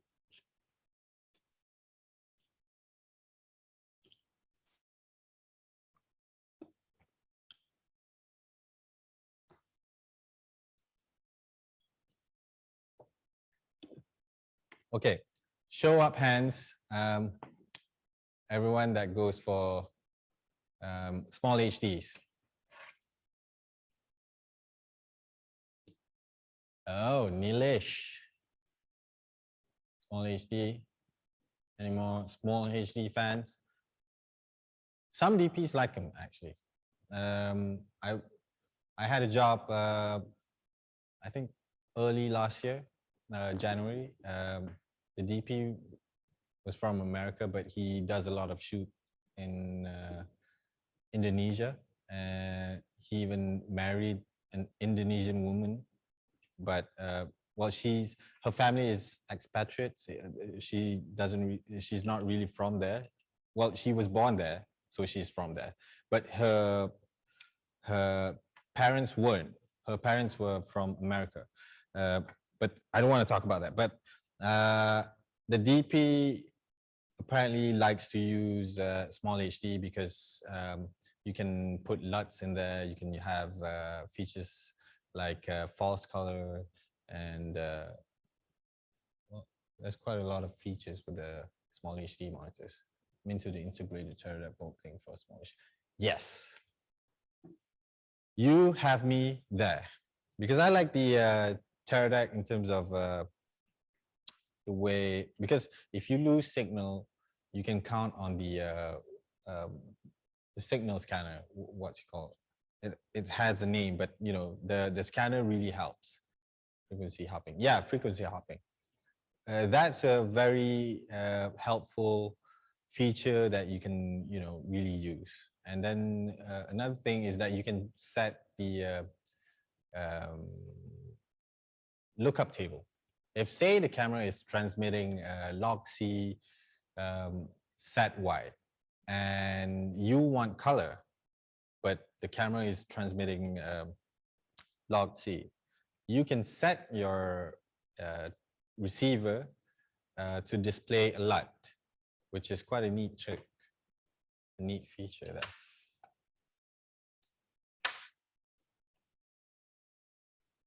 Yeah. Does anyone have any questions in terms of setups? I realize this is quite a quick process. Let me switch on the camera and show you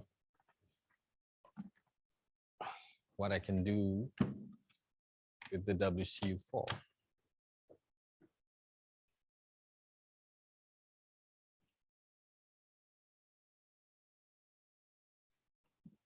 Actually, I'll even show you how to set up the Cinetape here.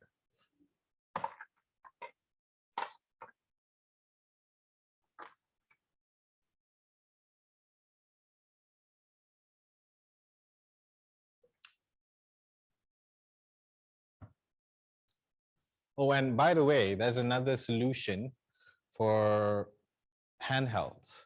You can take off this battery plate in the back, and use this battery belt instead. You can put 2 batteries on there. It will power the camera much longer. And then you can use this 3-pin to, I think this is a 16-pin power cable. No, it's 9. Sorry, 8-pin cables. You can take this battery belt, plug it in there, have batteries in there on the V-mount plate. Mind you, this is actually a gold mount plate. And this is the converter. This is the original plate that is made with. See, there's 2 plates. You can put 2 V-mount batteries and run the cable to the camera, and you can leave out the battery plate, so you don't have to have more weights on the camera. You could lose one more heavy weight on the camera, so the operator can operate the camera without more weights. And you can use another thing that is known as the EXT to RS cable, the one that I was showing you just now. You can use that to power all the peripherals on the camera. Peripherals are accessories like Cinetape, Teradek. If you have an onboard monitor, that too. Yeah. So let me show you what I can do with the WCU4. So let's plug in the battery. Can we go to the top shot? Okay, so if we go to the top shot, there's an on-off switch here. You press it once, it's going to switch on. And oh, I didn't set the connection on the camera. This one is channel 1. I should. Okay, let me just go through. I'm not going to go through in detail as I just want to continue what LV was suggesting. You could go to AFE if you wanted to learn more about the WCU4. You can go to AFE, talk to the guys there, or you can email me ahead. I could come and help you out. I could show you the menu structure of the WCU4. I could show you how to set lens data and anything you need to know. In fact, I'll show you everything.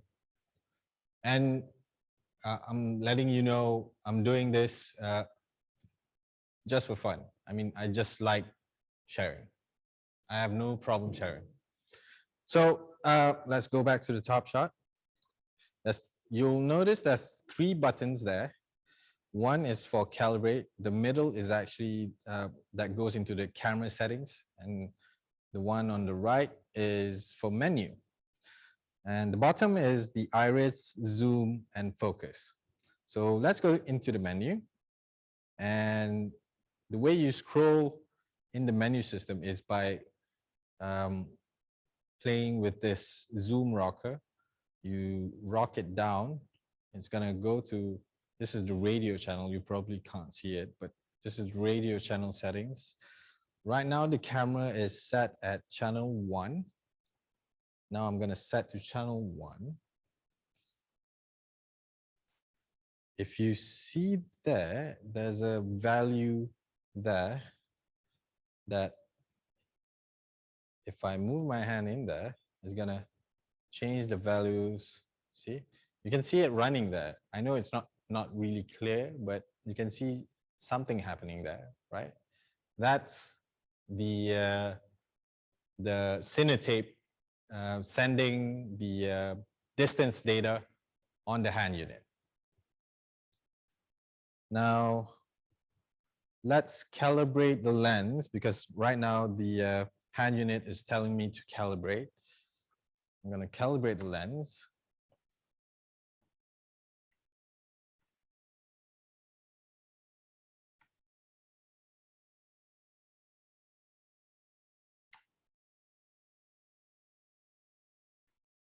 Right now, the blinking light is the lens calibrating.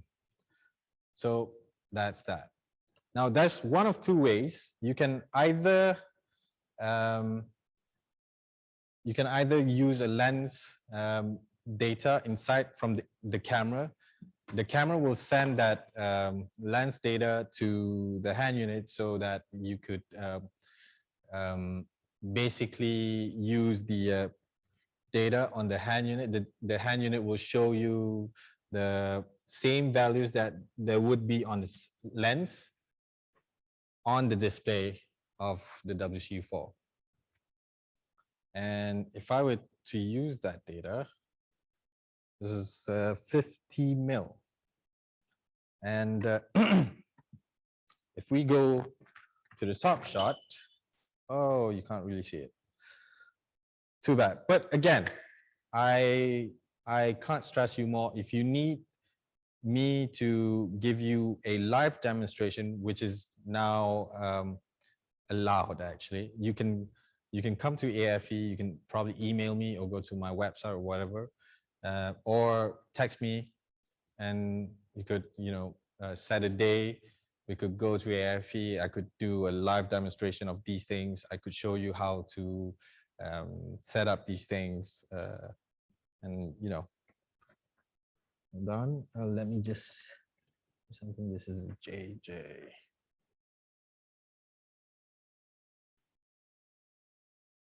Okay, now it's gonna calibrate again.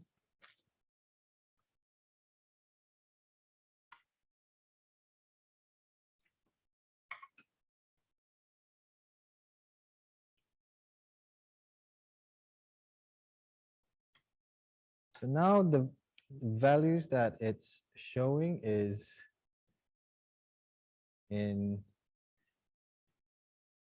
metric,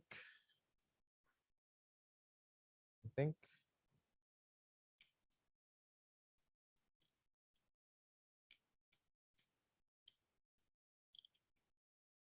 Okay, there it is. But this is in metric. I'm going to change that. Currently, it's showing meters. It's not showing feet or inches. So let me change that to feet and inches. Display unit is metric. Oops, sorry. Display unit is imperial. Now we have the right data. If you see that on the right here, on the right of frame is the focus distance as shown on the lens. That's the quickest way for you to if you don't want to do marks on the focus rings, you could just use this display distance display as reference. It will most definitely be the same as the lens. And on the side here is the iris. And if you're using a zoom lens, you can the center part here, the small box will display the zoom, the focal length of the zoom lens. And you can use this rocker here to zoom in or zoom out. This is the focus, and this is the iris. Right. So, can you hear that? Yeah, that's the sound of love. That's my love every day. See, and that's how it goes. Okay, I need a light. Yeah. Yeah.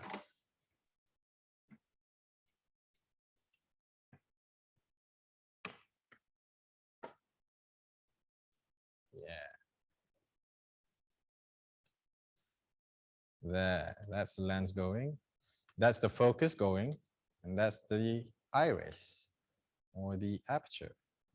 Now, here's a thing that I want to show you. if you look at the screen, oh, it's too bright. There. If you look there, okay, notice it's going to change. And notice what I'm doing. See, the number is changing. This is the Cinetape. What it does is, as I explained yesterday, it's sending distance data to the hand unit. If you check the hand unit there, it's going to change as I pass my hand in front of that thing, right? See, now that's quite a neat thing to have. It's yeah.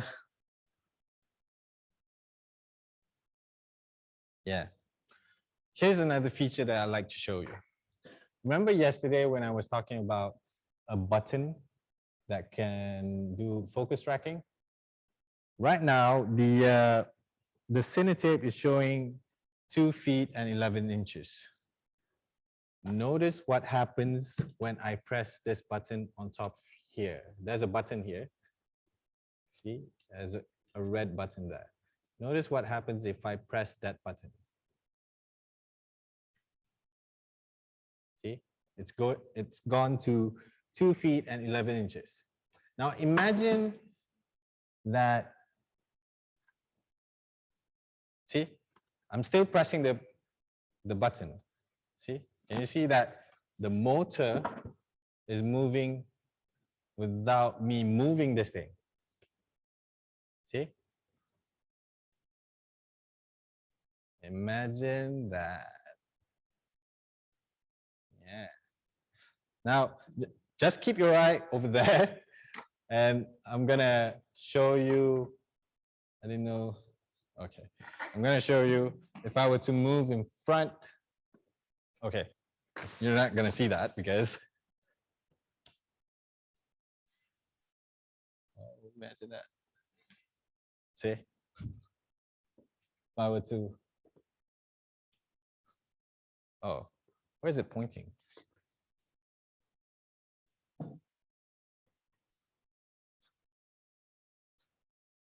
Yeah, kita tukar feed ke, yeah, lens.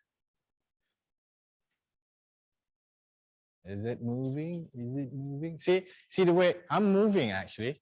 You can see the lens is moving. You can tell that the lens is moving.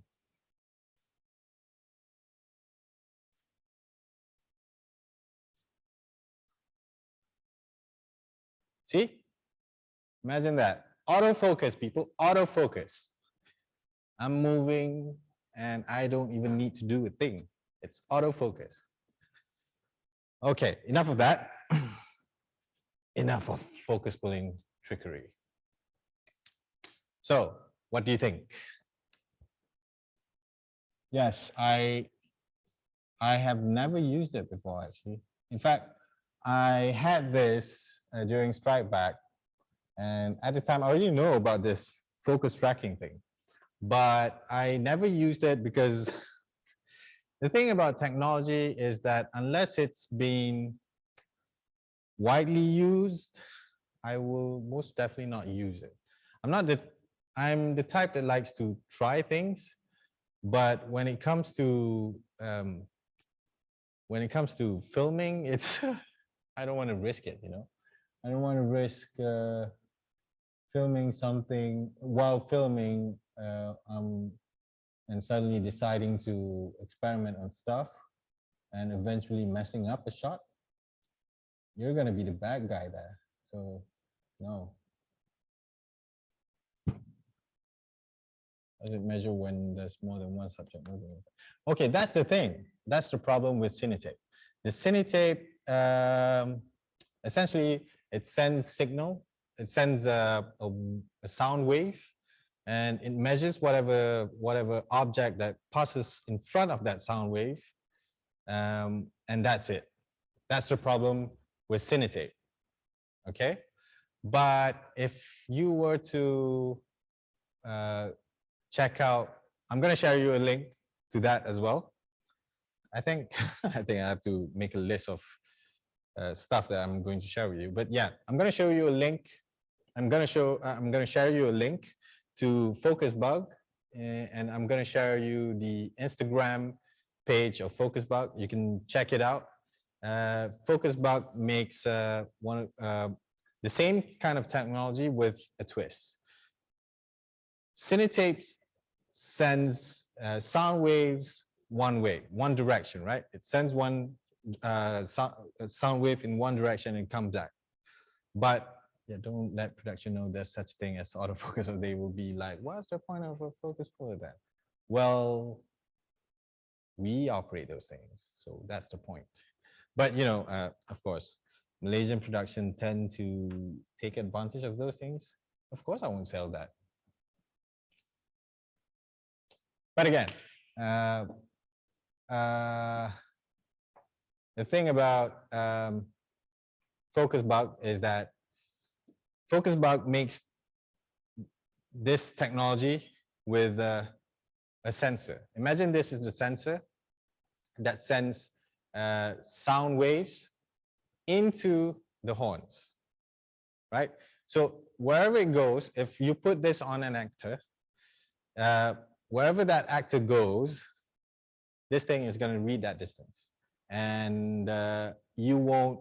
And well, it's hard to explain. Basically, you have to go to the website or check them out on YouTube. You'll find interesting videos, interesting tests.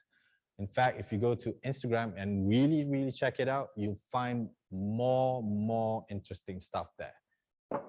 I mean, it's there, but you won't get the obvious control over real puller laurel. Yeah, don't let same like built-in lighting effect versus a DMX operator. Come on, man, we need those DMX operator.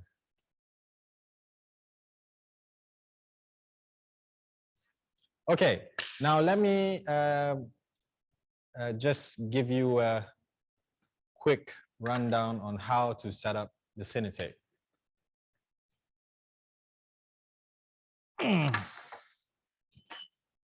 So Cinetapes, how you set it up is quite simple. I think, or maybe I should go over there and set it up over there. Okay, hold on, guys. I'm just gonna put on the plate.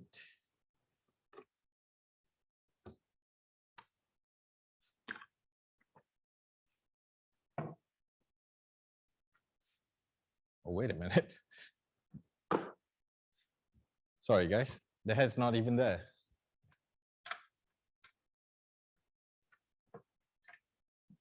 Ugh.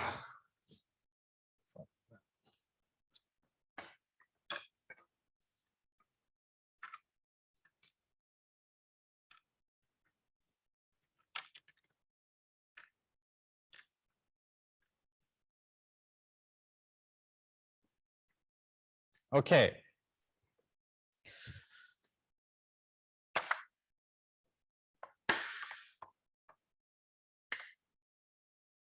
Now, here's the thing. Cinetapes or ultrasonic focus distance measure requires you to set them up beforehand as an offset. Because like if you look where the sensor is, it's currently right here. It's a bit dark. What happened there? Gelap. Off.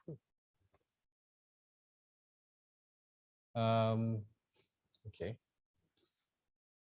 Okay, if you look here, this is the sensor. This is the ultrasonic sensor, the Cinetape.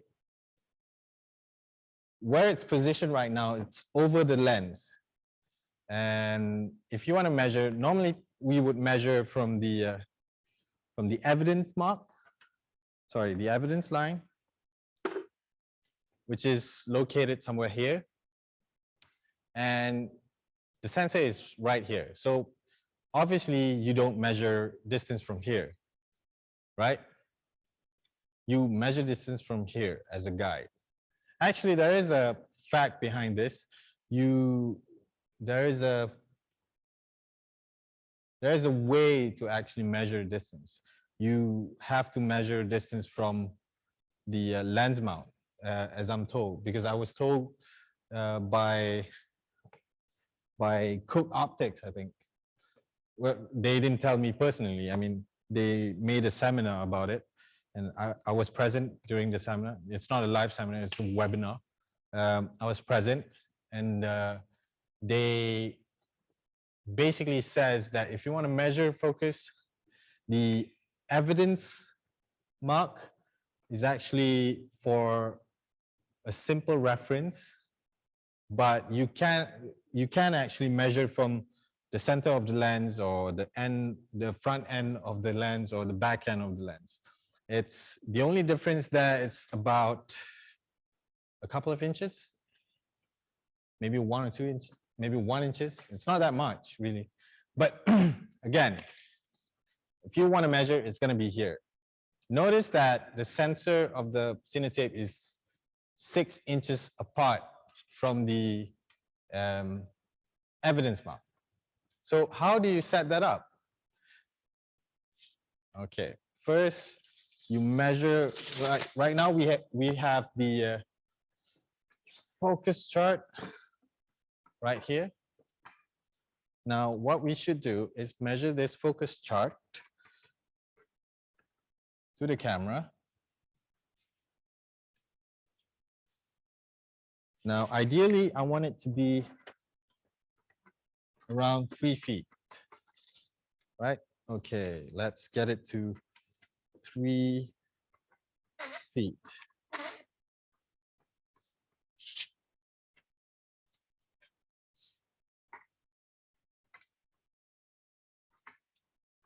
Right now it's at 3 feet. Okay. Now if you look closely, the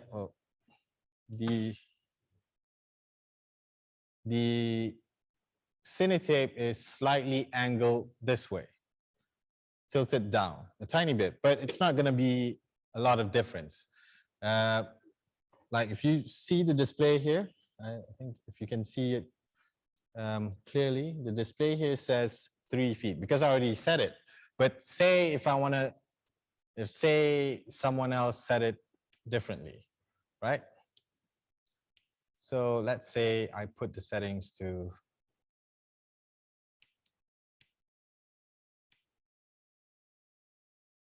a different value.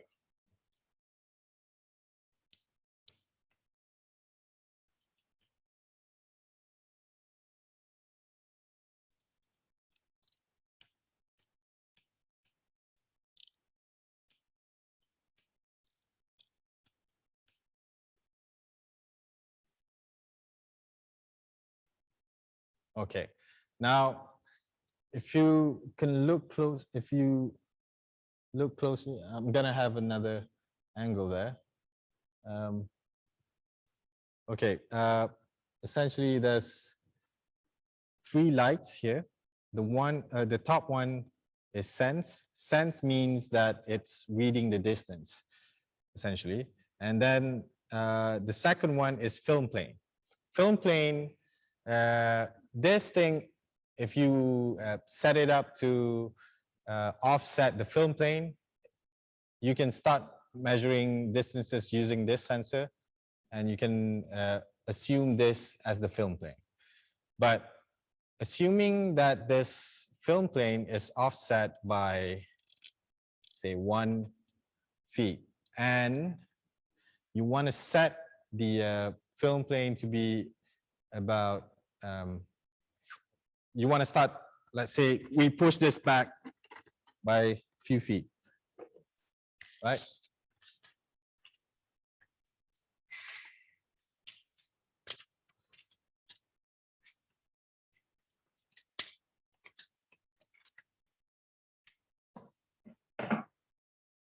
Okay. Right now it's saying 5 feet and 2 inches. Now, how do I change the setting of the film plane? I push hold until this light here comes on. And I would set this to 5 feet and 2 inches. And there you go. Now, if I were to measure something, let's say 3 feet.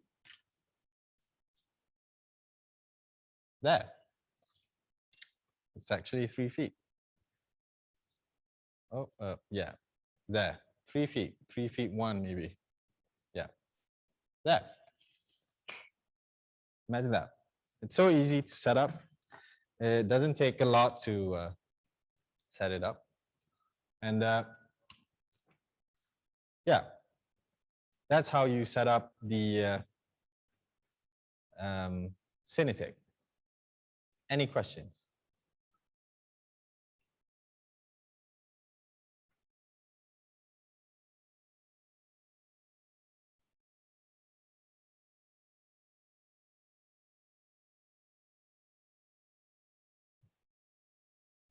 Silly question, but normally can we just walk into it?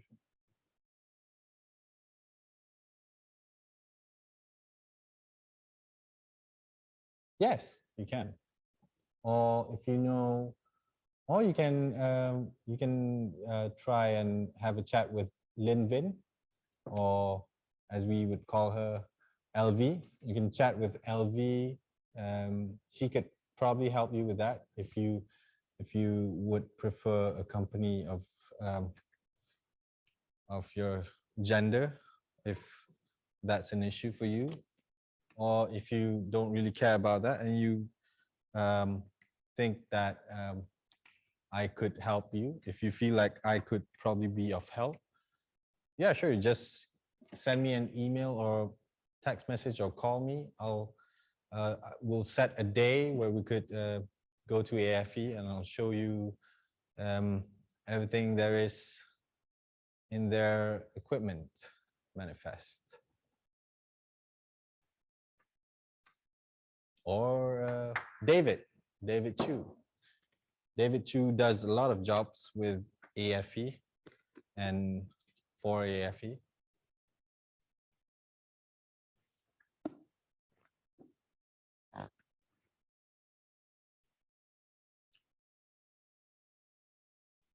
What?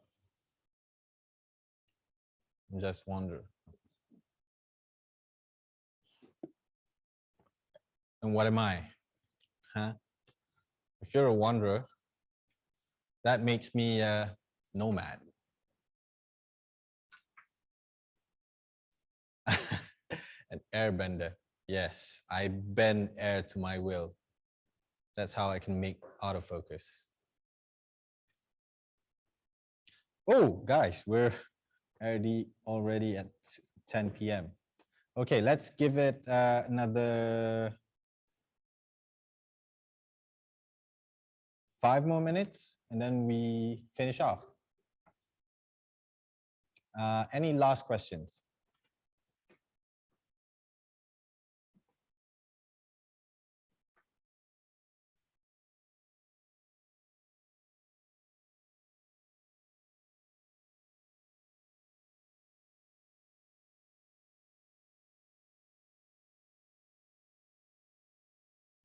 True, but who's that? Can we scroll up? Bernard Lim. Okay, Bernard, I think the best way would be at the end of this workshop, I'm gonna introduce you guys to a new association. It's a guild. It's called the Camera Technicians Guild.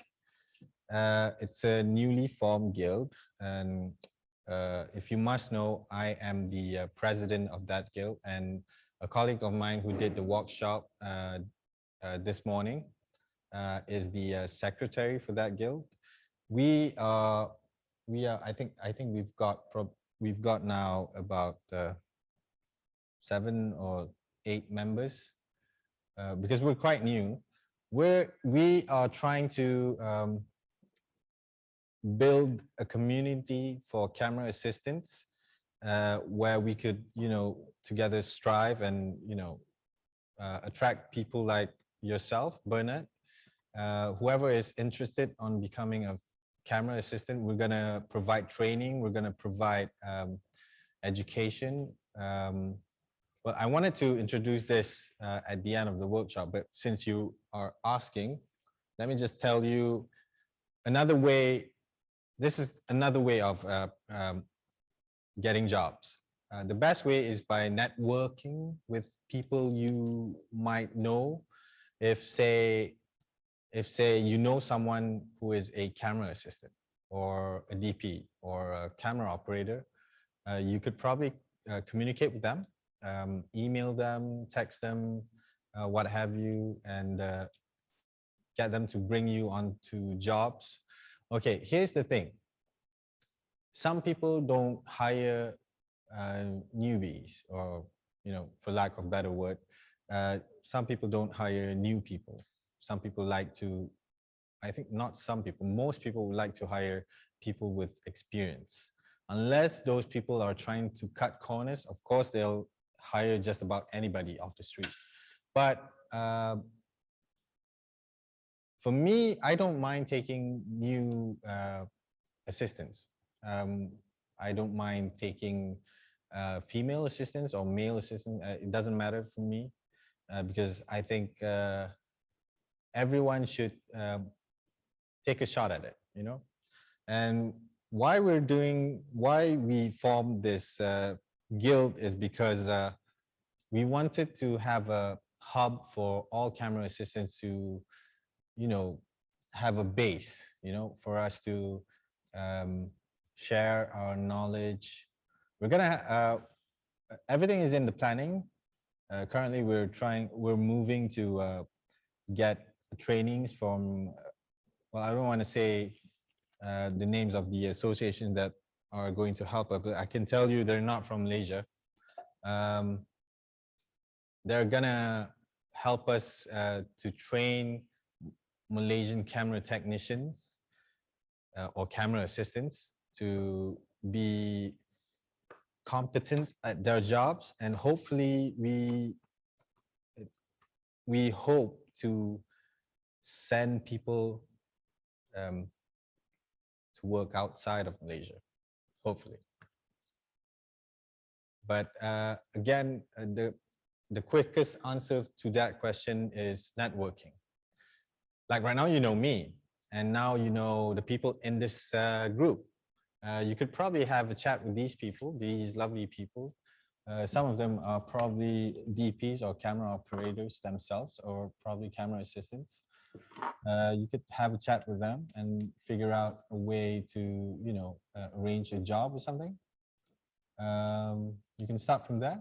It's not too late to start communicating. And if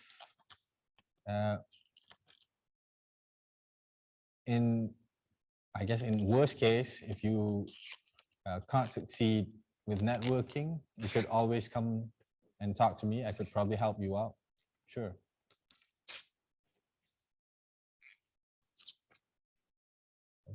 Will you cover your daily workflow day in the live thing? The answer is yes, I will, but not today. It's tomorrow, actually.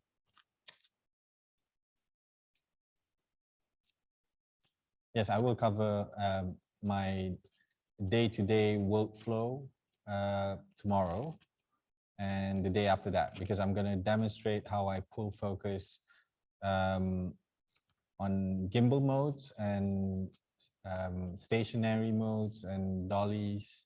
We were supposed to have cranes, but because FINAS is not giving us the right amount of budget to do it, well, because we don't blame them, because a lot of people are trying to do programs right now, and because the budget that we were requesting is quite big. So I don't want to talk about it here, but you know, it's a hush hush thing, but you know,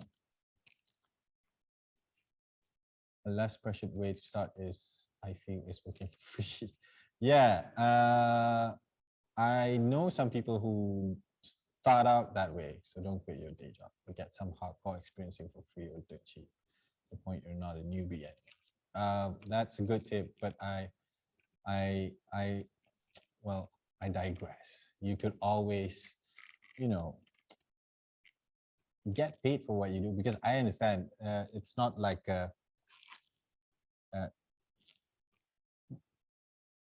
in my opinion, if you can get paid in any amount, try to get that. But if the option is working free, then, you know, just do it. Don't quit your day job. You're not a newbie anymore. To me, it's really worth it. I did do that method personally. I put in a lot of unpaid time. Good for you, David. Well, look at where you are now, man. You're a successful DMX operator.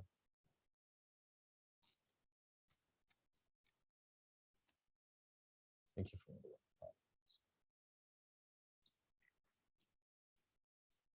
Yeah, sure. Now, it's 10:20. I think that's enough questions for today. I hope everybody gets the right amount of answers and the right amount of information. I hope everybody likes what I've shared today. Oh, why are you raising your hand, David?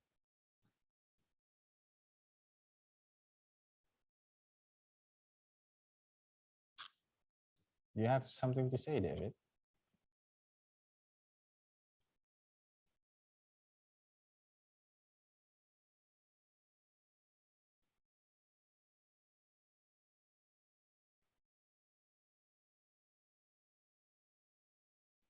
Ah, excellent.